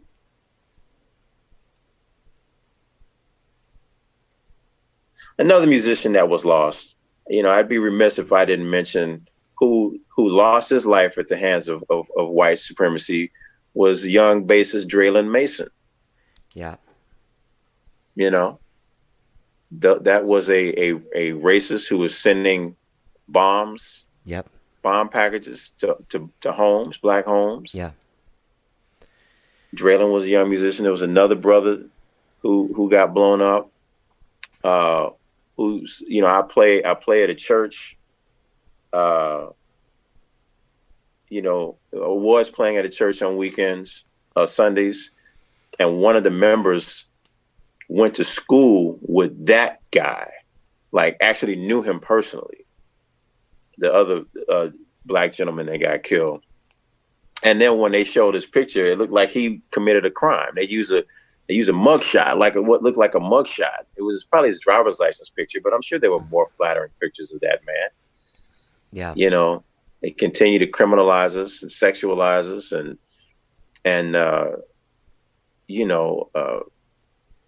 keep us in a position of demoralizing or lesser positions, and the narrative is just completely off. Yeah.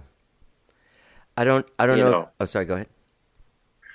No, I want to hear what you have to say. I don't know if you, not that seeing a documentary answers everyone's questions or anything, but I saw 13th. Do you know what I'm talking about?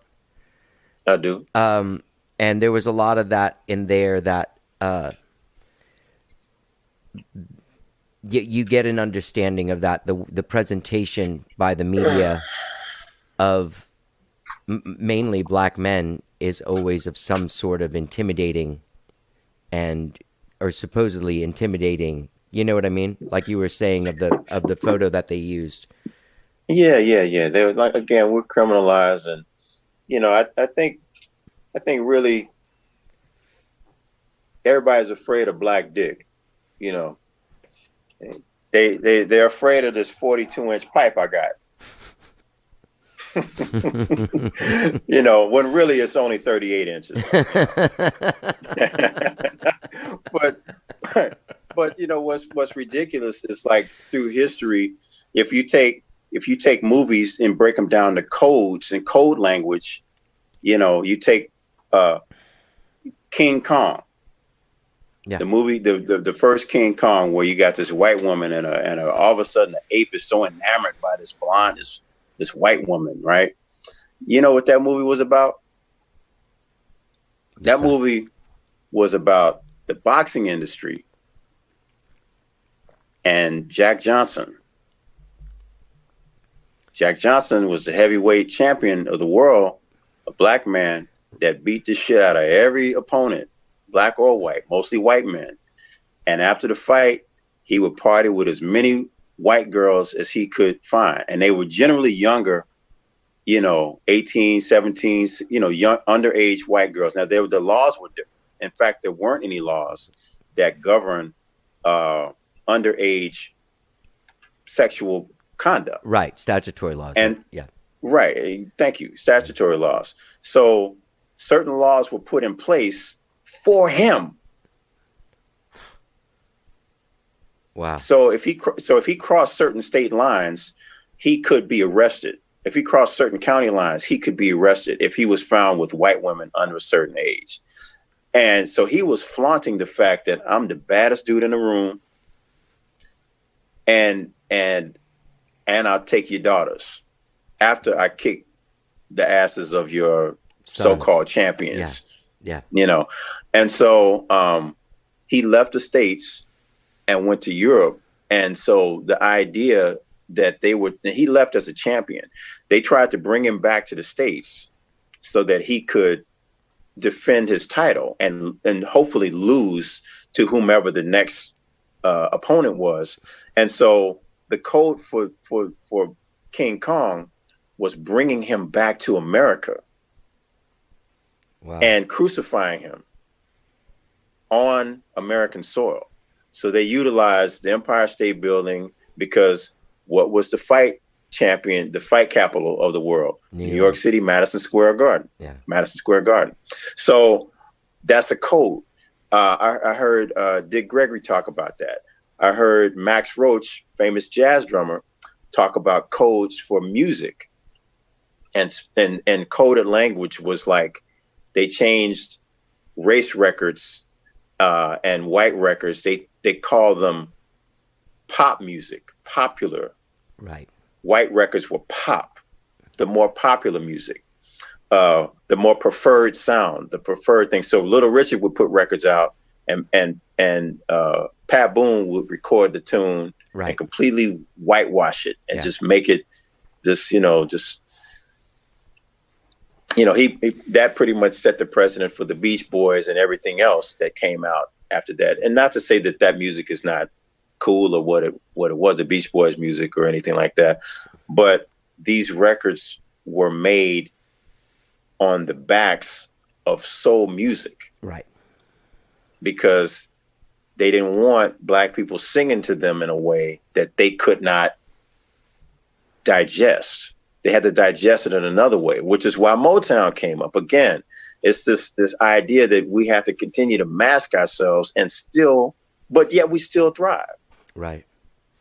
There was a whole culture at Motown of like charm schools and smiling and being. I'm right about that? Yeah. They definitely put put everybody through a grooming class and everything. And I don't really see anything wrong with that in the sense of knowing how to handle yourself, conduct yourself on interviews and different things. So you're not just talking crazy and you're sticking to, right. what's really an organized way of promoting the music. But the truth is that, for us to have to do that is just, it's just ludicrous. It is. I don't know. I mean, again, Black people, we come from civilizations that built the pyramids. Yeah. Navigated the stars. Yeah. You know what I mean? A black man came up with potato chips. A black man invented potato chips. Yeah, who fried up some potato skins and ended up serving them to this one guy. And the guy was one of the slave masters. And he was so taken by it that he requested them all the time. This guy ended up, I believe the story was that he ended up with his own restaurant. And that was one of the main dishes were these potato skins. Yeah. It eventually got translated into chips, potato chips. Right. One of the first commercial whiskeys was Jim Beam or whatever. Mm-hmm. That was invented by a black man. Huh.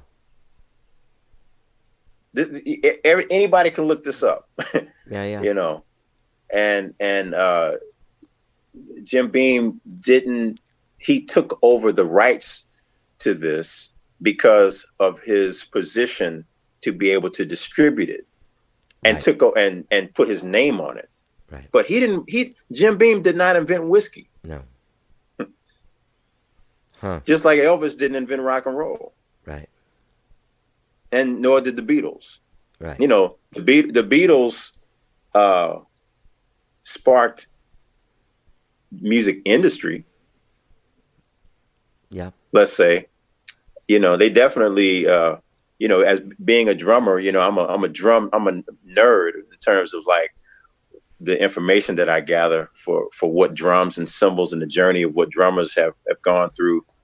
And it wasn't until Ed Sullivan's show and the Beatles popping on there where the drum industry started the Monday after the Ed Sullivan show.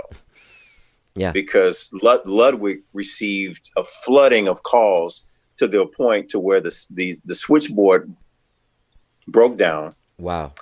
And for a few years, they had the idea of mass producing anything was not even a thing. So not like musical instruments. Maybe cars were beginning to happen in the 50s. Right. Weapons after at the end of the World War in the 40s or whatever. Mm-hmm. But like mass production of like consumer items. Right. Like musical instruments. That happened because of the Beatles. But who did the Beatles listen to?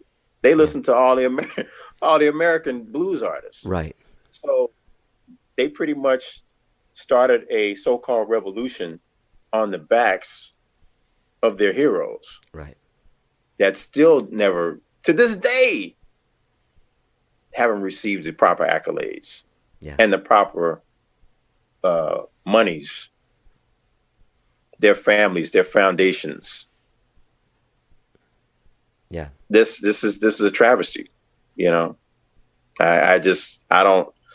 think at a certain point there has to be an investment in this town. There has to be an investment of black music, black musicians, black bands. What does that look like to you? Because I think so too. I can't sort of like what like how do we do that?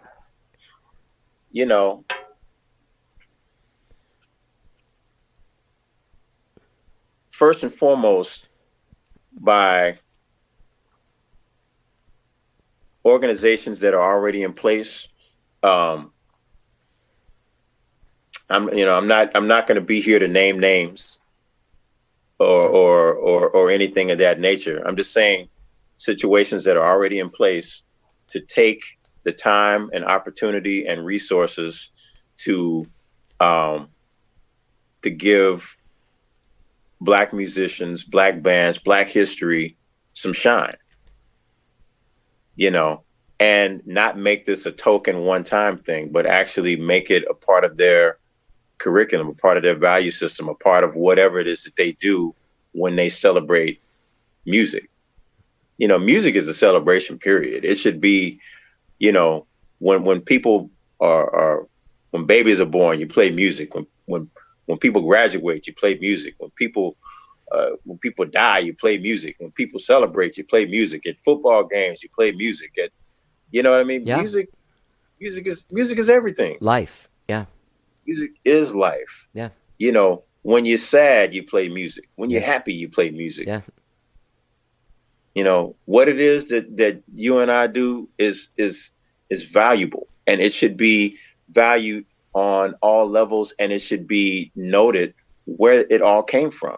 Yeah. What does that look like? Again, less marginalization.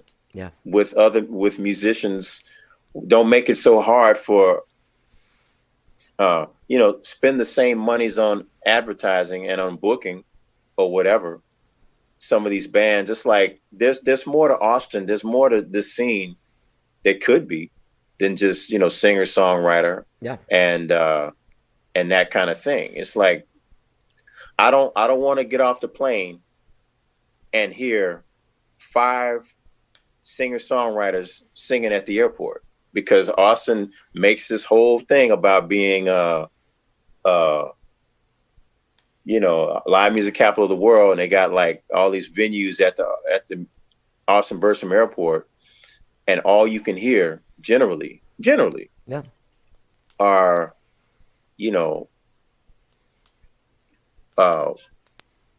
white female voices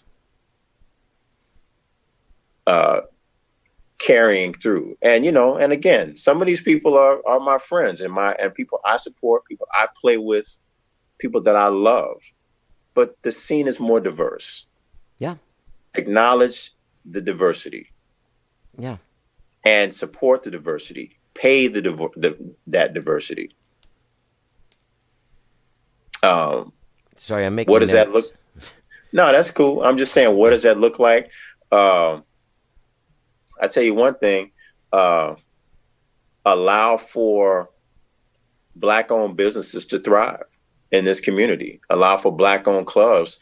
The Midtown Live once had a fire. And it's funny how I mentioned earlier, a lot of the Black clubs of the early days burned down. And Midtown burned, and 6 police were reprimanded for citing racial slurs while the place was burning. Like they were messaging back and forth on their police screens, things like "burn, baby, burn." Yeah.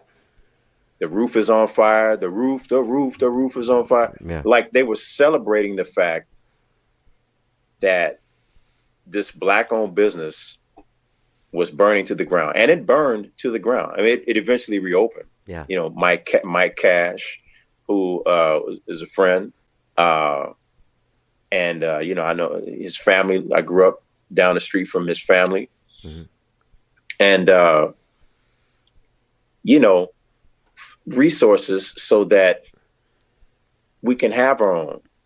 Now, this might be controversial to some, but like if some real shit jumps off, Black people don't really have a place to go. We don't have Blacktown where we can all of a sudden get the fuck out of racist environments and go to a place where, okay, well, we got our wall of defense where we can protect ourselves and our children. Somewhere where you can breathe. Yeah.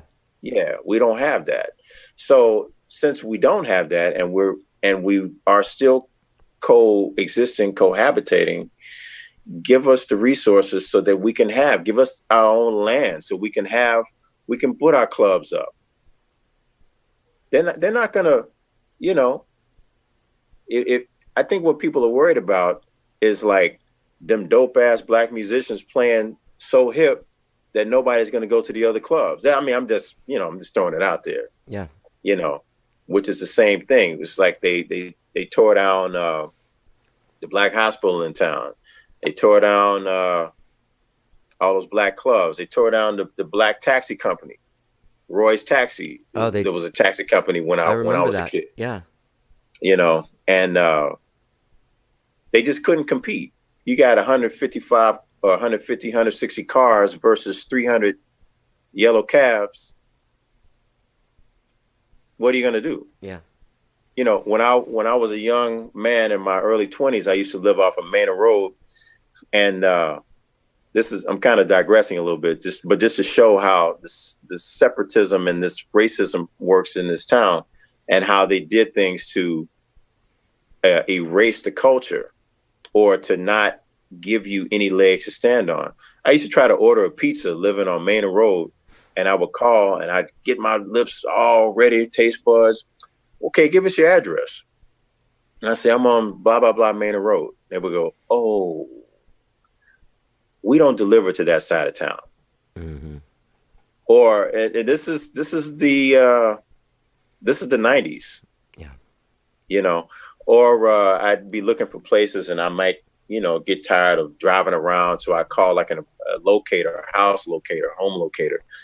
And I would say, I'm looking for something on this area. And they keep trying to put me on the west of 35. And I had this one person tell me that, oh, well, we're trying to show you houses in the preferred area. That was language that was used to me. And I said, I'm from Austin. Like, what do you mean by preferred? Yeah. What did they say? What can they say to that? Oh, well, we just mean that these are the resources that we have. We don't know about anything else. So she quickly tried to mask whatever racism, again, with codified language. Yeah. So it's not saying don't live over there with the niggas, and now East Austin doesn't even have that. There is no East Austin anymore. Not what it looked like when I grew up. But again, I invest in black musicians, invest in the black community, invest in black businesses, and allow for black people to have land, home, and homes to be able to have what we need. So, you're more apt to take care of your own. You won't burn things down that are yours. That's like I said, you burn down a Target. Target's never paid me anything. I'll spend money in that raggedy motherfucker before. Yeah. And I've gotten nothing. So I don't know. I don't know where else to take, other than, we're due. Yeah. We have to be careful. We're still in a position where we're having to mask ourselves as black people, because really our rage runs deep. Our stories are real. And we can't bring back the dead. There's no justice for Ahmaud Arbery. There's no justice for George Floyd. There's no justice for Breonna Taylor. Those people they're gone. But you want your children to be able to grow up in a different world.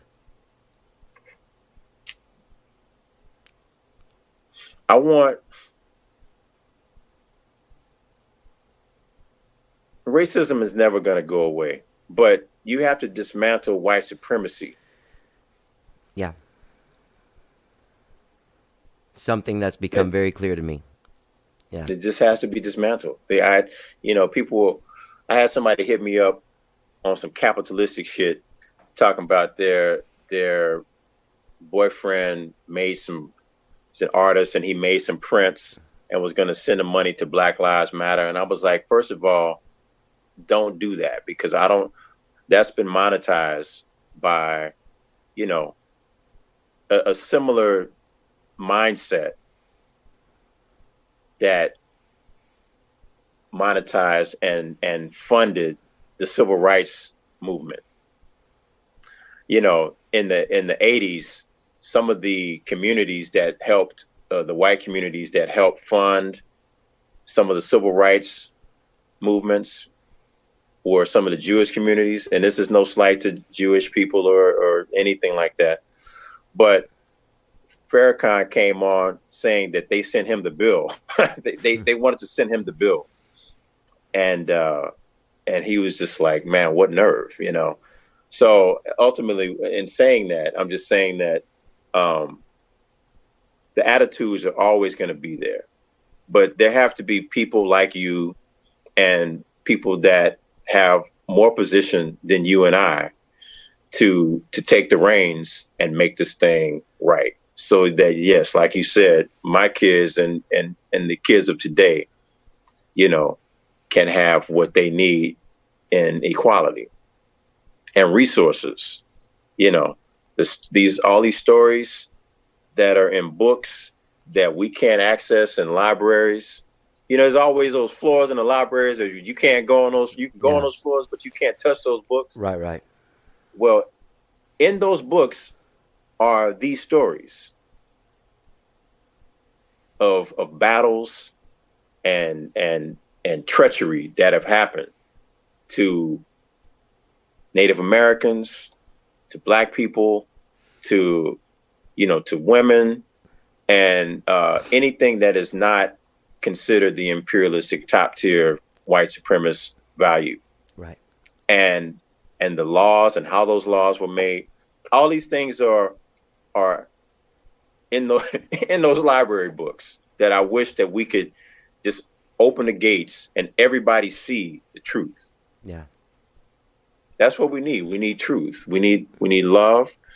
We can't do it without love. We can't do it without reverence for that kind of spiritual beacon, whatever those spiritual beacons are to each and every personal individual, you know, to where they can feel like this thing is more than just humanity. This is about a chordal, one accord, peace, being on one accord. Yeah. You know, that's it, man. Swinging. Yeah. Rocking and bluesing. Yeah. This has been great. Yeah, you know, I was excited, man, to know that you know, James Robinson had, you know, came to you, and I don't know if that's where this whole thing began. That is where it began. You know, James is one of my dearest brothers, you know, and I love him. He is family. And you know, and I'm just thankful that all the people in my family, you know, my children and my lady, my fiance, and congratulations, by the way. I can thank you. I can feel that support, and that they know that I support them. But the truth is, you know, all these people that love me also know that there could be a call that they get that I didn't make it past a traffic stop. I didn't even talk about the arrests that have happened to me, you know, based on just some bullshit.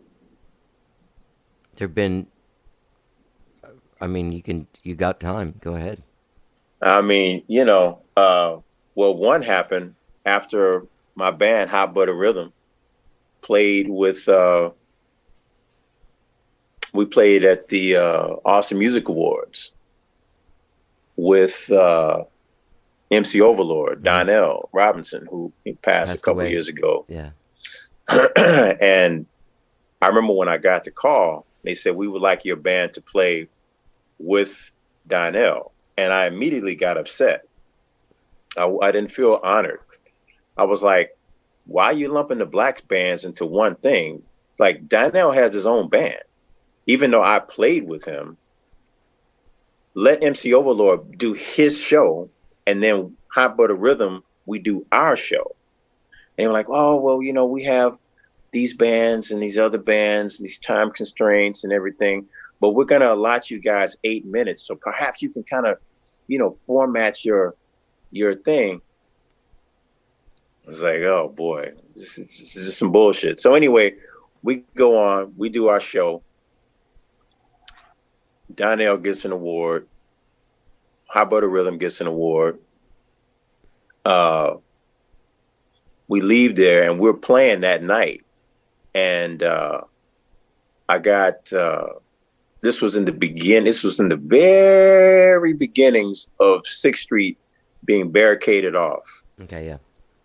due to it's like traffic control or crowd control, because there was some fights or some various things, some disruptions had broken out on 6th Street at one point.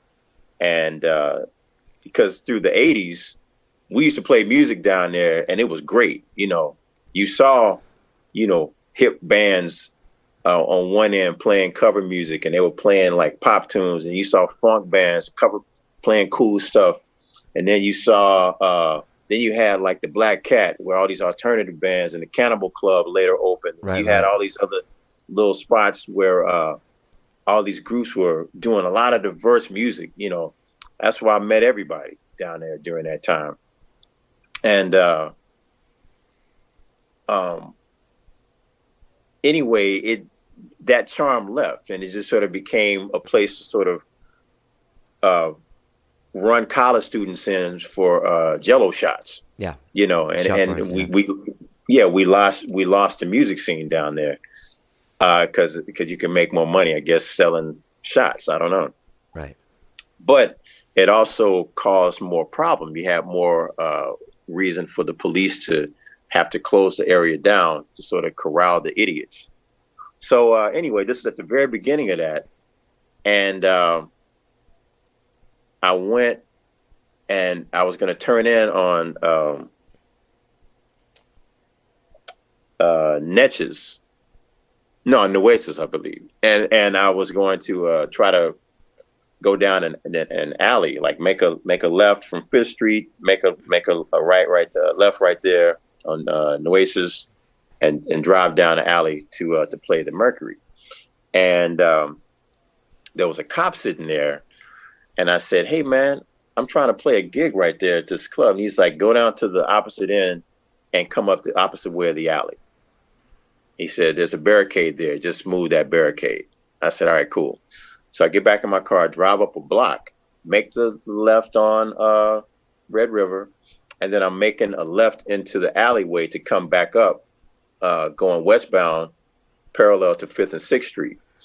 And so as soon as I get out of my car and I move the barricade, I get back in my car and I'm driving through, and I'm get back out and I'm pushing the barricade back. Now, mind you, the rest of the band is also trying to load in downtown. Now, some of them beat the closing of the street being closed off. Mm-hmm.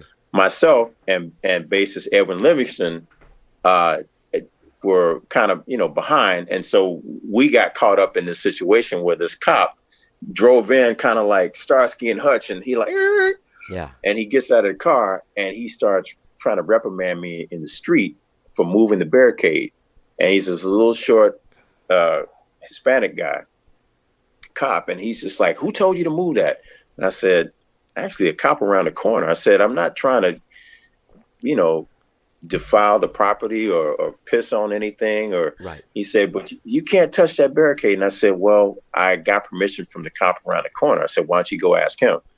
And so Edwin pulls up, and he gets out, and he's like, "Well, what's going on?" The cop tells him, "Get back in your car." And he says, "It's you versus him, a black man in the alley alone?" He said, "I'm not going anywhere." And the cop threatens to arrest him. "If you don't get back in your car, by the time I count to 5, I'm going to arrest you. 1, 2. And then he pounces on him and arrests him. And the whole time I am cool, calm, and I'm square. I'm looking him straight to his eyes, and I'm standing like literally like 4 feet away from him, face to face. And I'm just telling them, "Sir, you got the wrong people." It's like, I'm a law-abiding citizen just here. I'm a professional musician. We just won this award. I'm trying to go play a gig. I'm trying to make a living for my family, and just keep it moving. I'm not parking back here. I'm not going to try to urinate. I'm not going to try to graffiti. and I'm speaking to him in a very calm and direct voice. And I don't think he could really take the fact that I was being direct and that I wasn't like cowering to him. Right. I particularly, I think he needed me. And in fact, once he was arresting Edwin, I said, what are you trying to prove? I said, man, we're just trying to go play music. Take the cuffs off of him. What do you need to make this go away? You know what he told me? I need you to personally apologize to me for moving the barricade. I laughed. I was like, man, you are out your goddamn mind. I said, man, what kind of little Napoleon power struggle are you going through? And he said, okay, that's it. That's it. I've had it. And then he arrested me. We spent the night in jail. That's unbelievable, man. What were you arrested DNC for? Misdemeanor. For touching a barricade, which was a class C misdemeanor, which is a higher misdemeanor than a class B, apparently. And eventually they threw the case out of court. The judge was just like, this is ridiculous. This is pointless. She looked at the arresting officer's record, and he had, I believe he had other infractions against him with black people that he arrested. And I think there was like this domestic call on him between he and his wife. I got to see all his dirty bully. shit. Yeah. He's a bully. He's a short, insecure asshole. Yeah. Asshole, right? And so they dismissed it. They threw it out. But I still had to expunge it off my record, which is crazy. It still got put on my record that I got arrested. Okay, so then there was another time I got stopped going up to coming back from Dallas. And I wasn't even driving. My girlfriend at the time was driving a car, and she's from Chicago. And it was me and the guitar player was in the back. He didn't have a license. I think she had her license, and it was my rental car, I think. Okay. So anyway, this guy pulled us over, and he asked to see everyone's license. And she's like, why? I'm the one driving. And he's like, well, I need to see everybody's license. And so this is a tactic that they use. And they're just looking for anything that they can be looking. And he said, well, this car matched the description of a car theft. We're like, it's a rental. These are the rental papers. Here it is right here. You can see it for yourself. So it just turns out, it just so happened that I had an unpaid traffic ticket that I didn't know turned into a warrant. So the guy was like, look, he tells my ex-girlfriend, he's like, that guy in your front seat is a warrant for his arrest.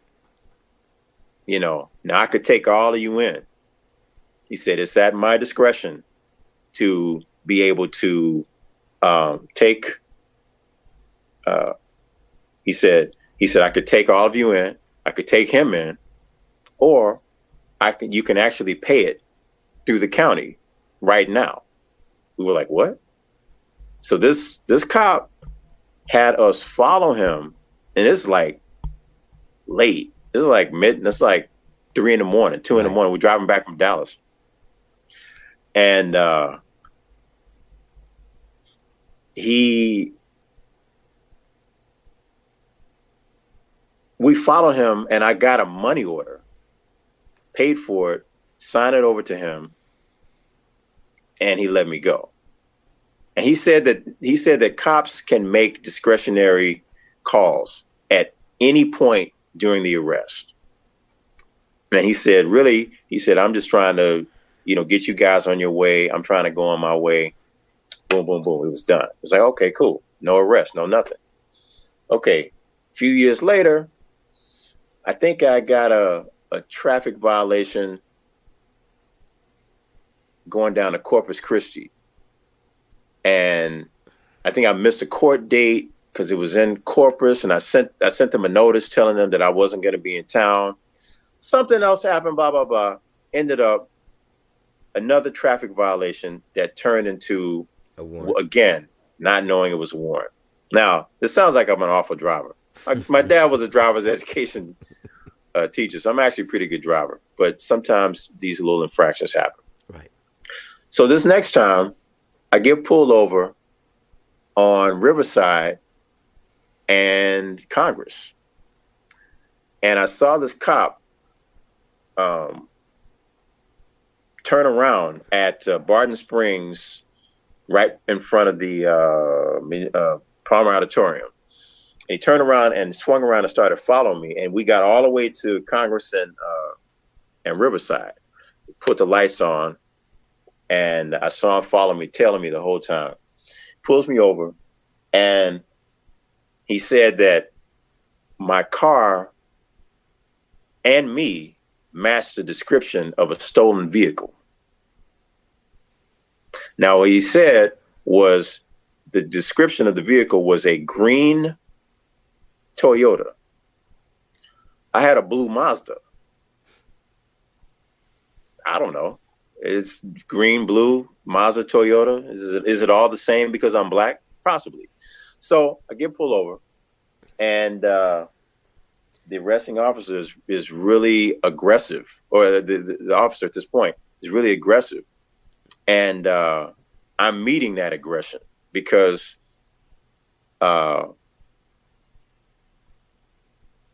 was just really just kind of taken aback that this guy is telling me that the car was stolen. He's telling me all of this bogus stuff that's not lining up. Right. The car was this, the color was this, where you going, where you coming from. Like I didn't have any rights to be driving a car. Right. In Austin, the streets of Austin. Right. And he says it's up to me to decide what I want to do with the situation. And because I don't like your attitude, I'm going to take you in. I was no threat to him. I posed no threat, but because again, I did not cower. I didn't sort of stand down. Now again, that's the situation because he was like one of these, meathead, low IQ bullies who that situation could have ended with me being dead. I mean, with no shadow of in my mind, no doubt. So I got taken down, I got fingerprinted, I got thrown in, and ended up posting bail a few hours later or whatever. But again, that was not a situation that was one that made me feel safe as an Austinite, made me feel safe as a citizen. And I still don't. What do you say to this? Right. I don't. No, go ahead.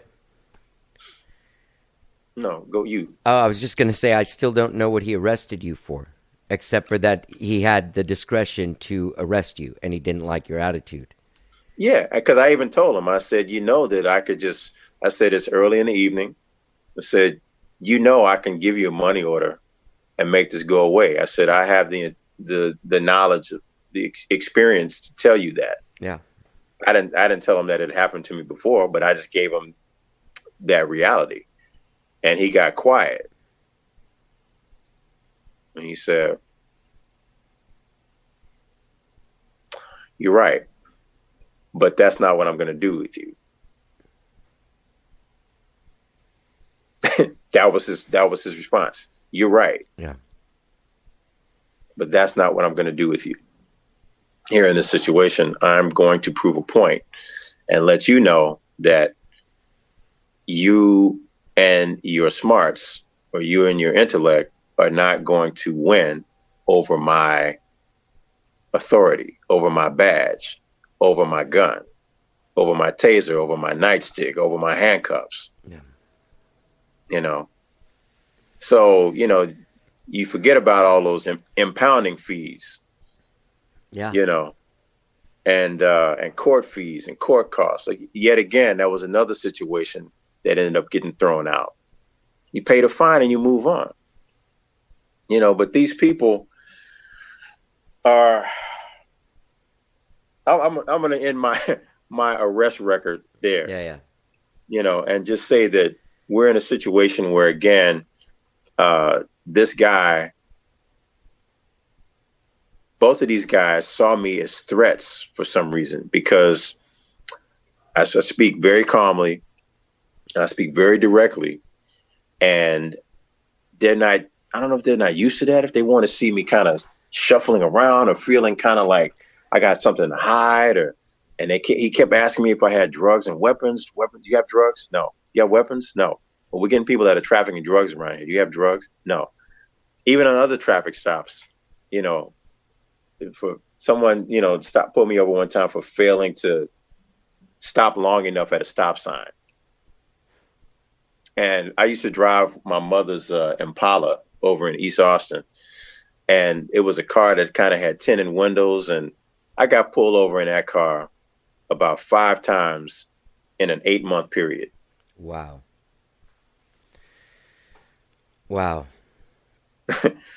And we're talking 2012, 2013. I got pulled over 5 times in an 8-month period. It's unbelievable. Or just believable, sadly believable.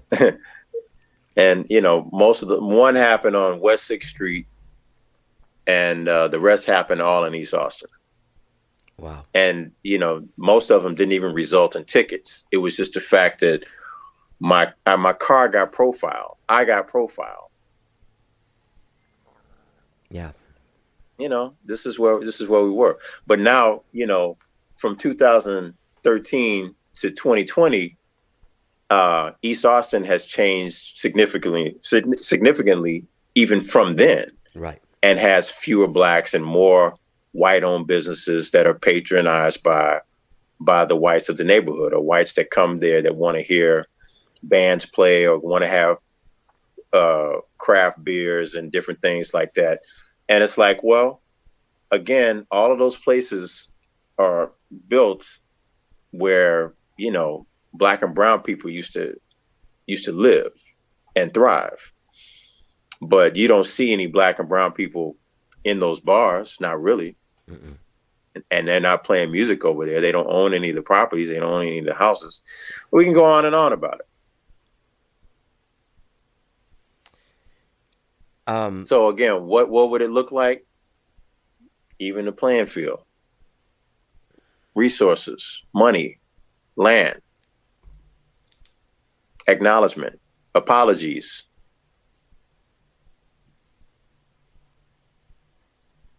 Stop criminalizing us.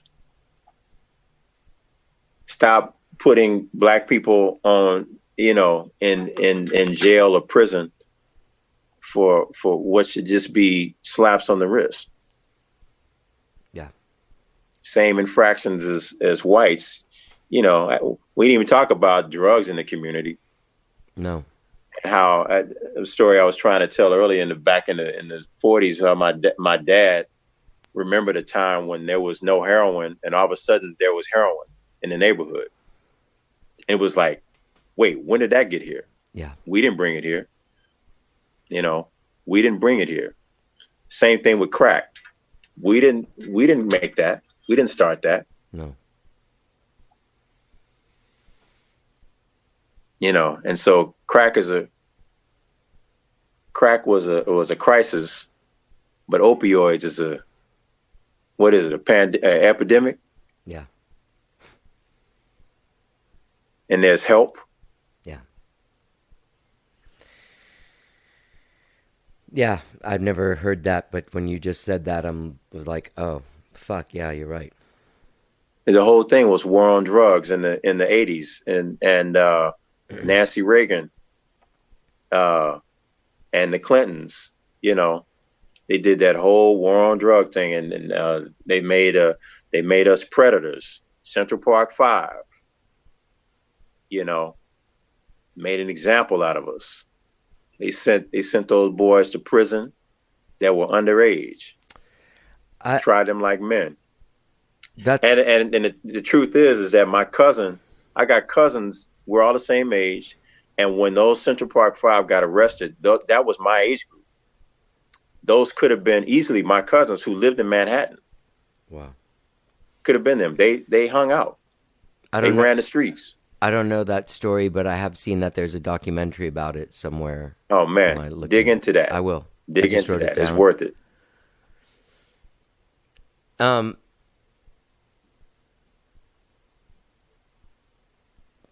Anything else? I mean, well, I know there's a lot more, but I just, I mean now. yeah, I just want to be in a position to where, really, what is freedom? What's your definition? What is your definition of freedom?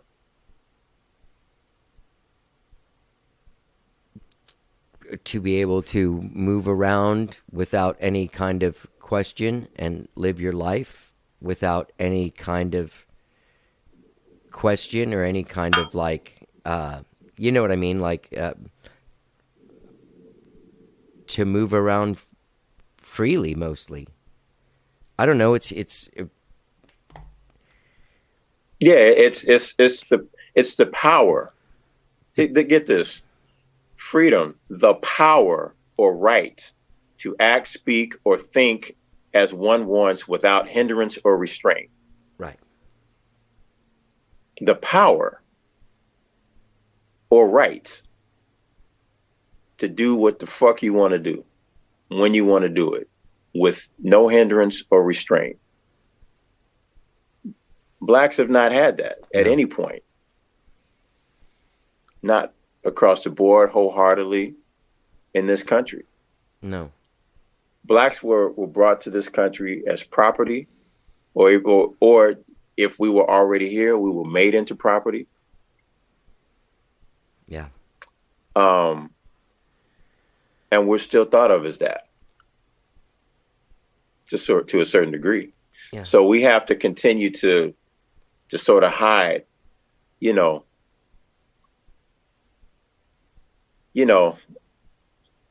with rage, for instance. Like if you want to see real rage, I saw this dude say this in an interview. The NFAC cat, he was saying how in an office setting, if a white guy gets mad, I'm perturbed. It's like, okay, well, calm down. You can get him to calm down. You send him home with pay. But if somebody black goes up in there and just like, man, this is some fucking bullshit and threatens to turn some shit up, you can trust that there's going to be some security, some cops, that black rage is going to be something that those white affiliates or those white coworkers are not going to be able to understand. So what you're seeing in the streets is only an nth of the true rage that we have. And so we're not completely free to express that because, again, we don't have a sovereign nation behind us to be able to protect us, basically. Right. Go ahead, get mad. We got your back. No. We don't have that. Yeah. So. Well, I feel like at least with all of these things coming to light, there are the first steps that we can take as people and a society to eliminate the wrong. I mean, does that? Mm-hmm. I don't know. It's a matter of keeping it up, I guess. I also, I think change is really slow, but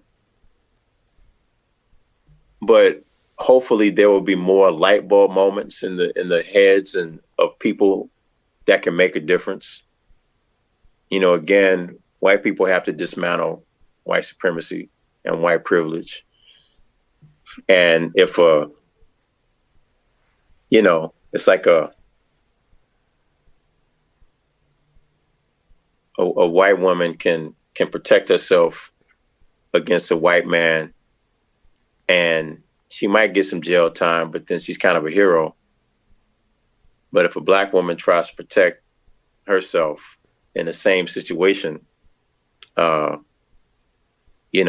a huge possibility that she's going to go down. That happened in that case or whatever, when the black girl was sex trafficked, and she ended up killing one of the white sex traffickers, basically saving her life, saving her own life, and she got a prison sentence for the murder. For self-defense? Yeah. Wow, that's fucking horrible. That's in the last year. We can look that up too. Yeah. So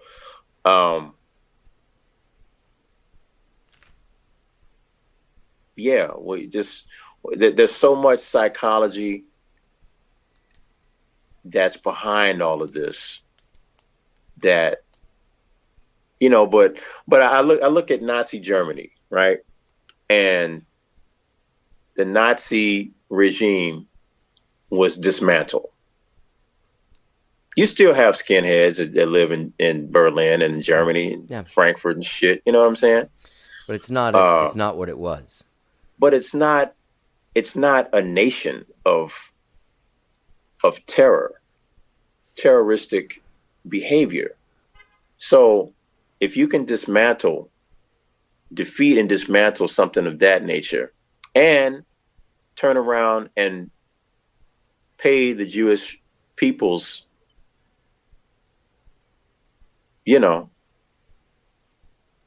reparations for their troubles, what's the difference? The money's there. I mean, they got trillions. Yeah. They got it. Yeah. They got it like that. And the money wouldn't make a difference. If they laid $50 trillion on black society and didn't have a white dick sitting on top of it, just said, brothers and sisters, we're sorry. Yeah. We're going to give you all of Texas. We're going to give you a whole state to be able to turn it into whatever the hell you want. I don't know. I'm just saying, again, we have nowhere to go. We're not going back to Africa. I'm not a Garveyite, Marcus Garvey, who spoke about, us going back to Africa, as black citizens, black men and women. I was born here. Yeah. I want my way of life. I want a way of life to be universal. Yeah. I don't want to have to be afraid if I show up I'm looking for I'm a drummer and I'm playing a house party on a rich side of town and anywhere in America, and I gotta feel afraid that I'm gonna get the cops called on me because I'm looking for the address. Right. Looks like you're casing the joint. Mm-hmm. Or maybe I leave. Maybe I play the party, it's all fine. I leave, and I have car problems, and all of a sudden I'm stopped in the wrong side of town. Why is anything still the wrong side of town? Yeah.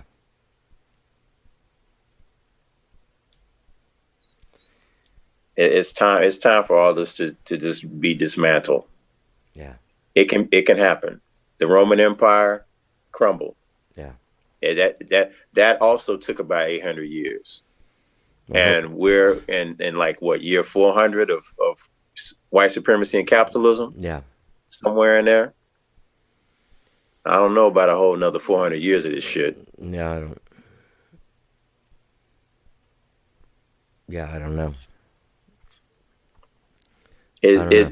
It's a situation that can leave you hopeless if you let it.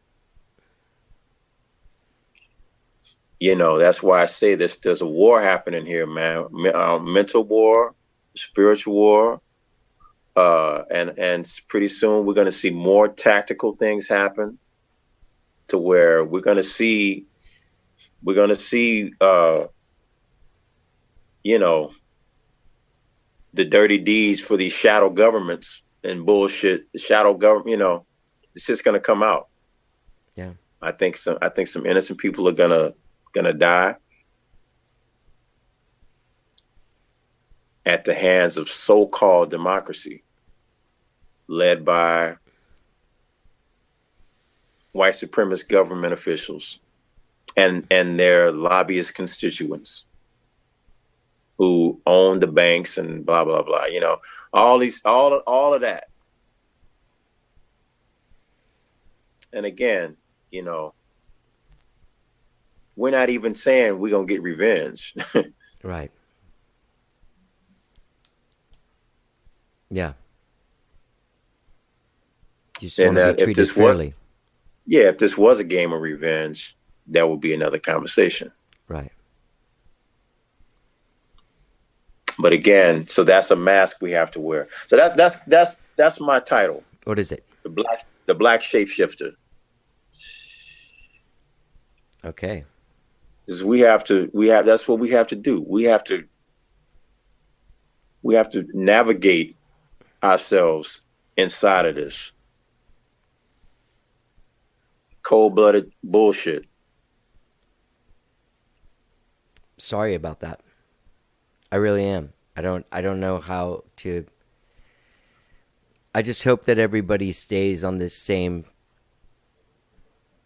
energy level, can keep up on these things and not die down like it does in our culture when someone sees an injustice and people stand up for a little while and then something else comes along, a shiny object. And yeah, again, George Floyd's funeral overshadowed the court proceedings of the Ahmaud Arbery case. That's upsetting. And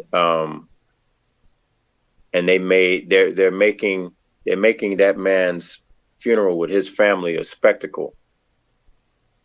And you know what I mean? There's still real legal work that needs to be done. There's still real spiritual work that needs to be done. There's still real governmental work that needs to be done.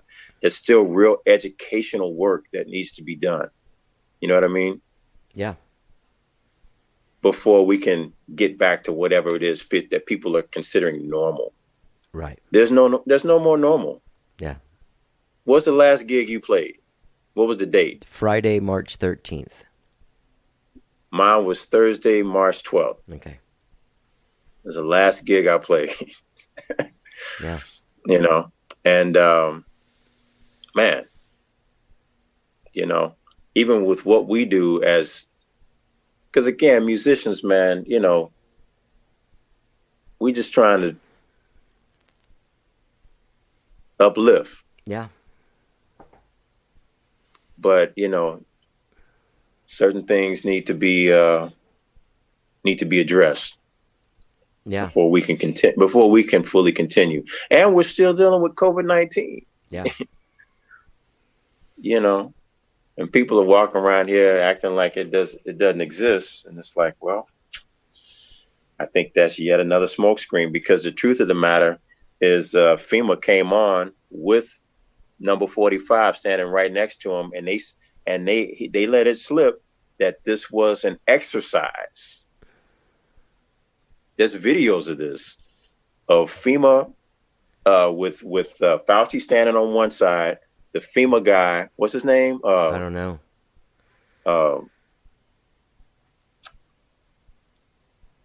Shit, I told myself I was going to write it down and I didn't. But him standing in the middle on the mic, and the orange orangutan standing to his right, and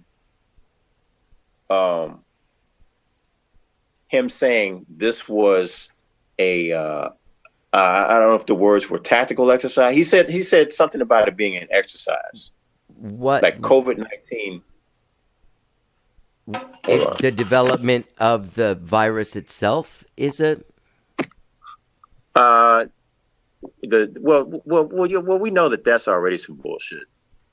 That was just uh, chemical warfare. right.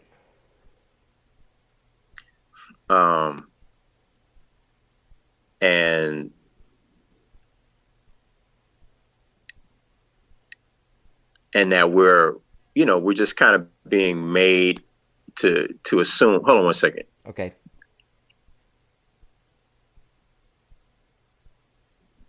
Yeah, FEMA was supposed to be like a disaster relief agency, right? But FEMA was really put in place for like a bigger agenda. Bill Gates. What's this guy's name again? Damn it. What is his name? I don't know. Hold on. Live exercise. Pompeo. Okay. Yeah, I know. That's his name. Pompeo let it slip that COVID-19 and the stay in place shit was a live exercise. There's a video of this. Fauci's on the left, Pompeo's in the middle from FEMA, and the orangutan is on his right. And he's saying this is a live exercise. And the orangutan is actually saying under his breath, you should have told me. You should have told us. You should have told me. We didn't know. I didn't know. You should have told me. I'll send it to you. Okay. I'm confused because I'm lost on exactly what the exercise is. Us being the stay in place order. Oh. Shutting down to where essentially they're going to make vaccines mandatory.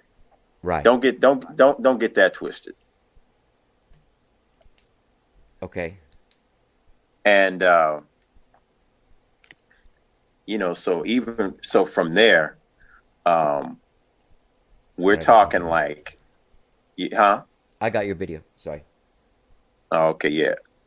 So we're just talking like a lot of things are not being discussed and not being talked about right now. And there's no real way for the general public to know this stuff without trying to, without them thinking that people aren't talking conspiracy plans. Right. And there's a whole lot to, it's hard to know what to believe and to know where to go with all the information. That's why I just say it's good to have question. Yeah. Question authority. Yeah.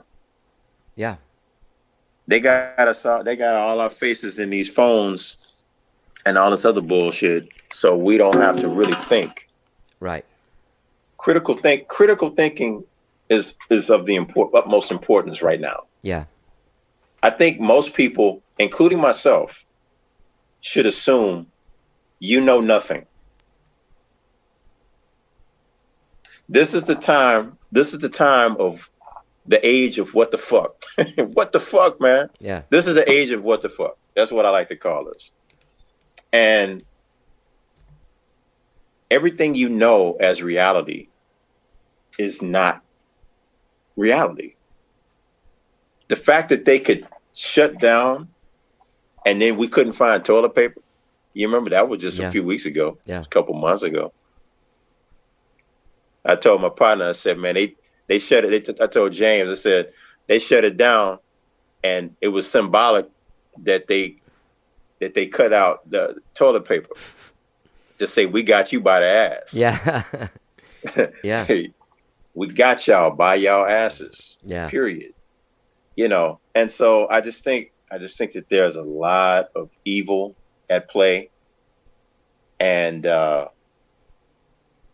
again, people need to keep waking up. People need to keep studying. People need to keep asking questions, and assume that they don't know anything. I know what maybe everything I said, with the exception of my own experiences as a black man. Yeah, who knows? You know what I mean? Yeah. But again, let's keep the channels open for communication. Let's keep the channels open for more knowledge. Let's demand that we get a chance to see those books in those libraries that are on those floors that we can't have access to. Yeah. Let's demand to know, all the keys that are going to blow this whole shit wide open, so that we can see why housing is the way it is, why finances are the way that they are, banking, lending, Yeah. policing. People think that police are in place to protect and serve. I don't think that. Police are in place to protect the properties and the way of life of the rich, and protect property. You know what I'm saying? They're not there to actually help you. Right. At the times of slavery, the poorest whites were only protected by a mental tactic where rich whites told them, oh, no, you won't have any money, but you'll never be black, so you'll always be above them.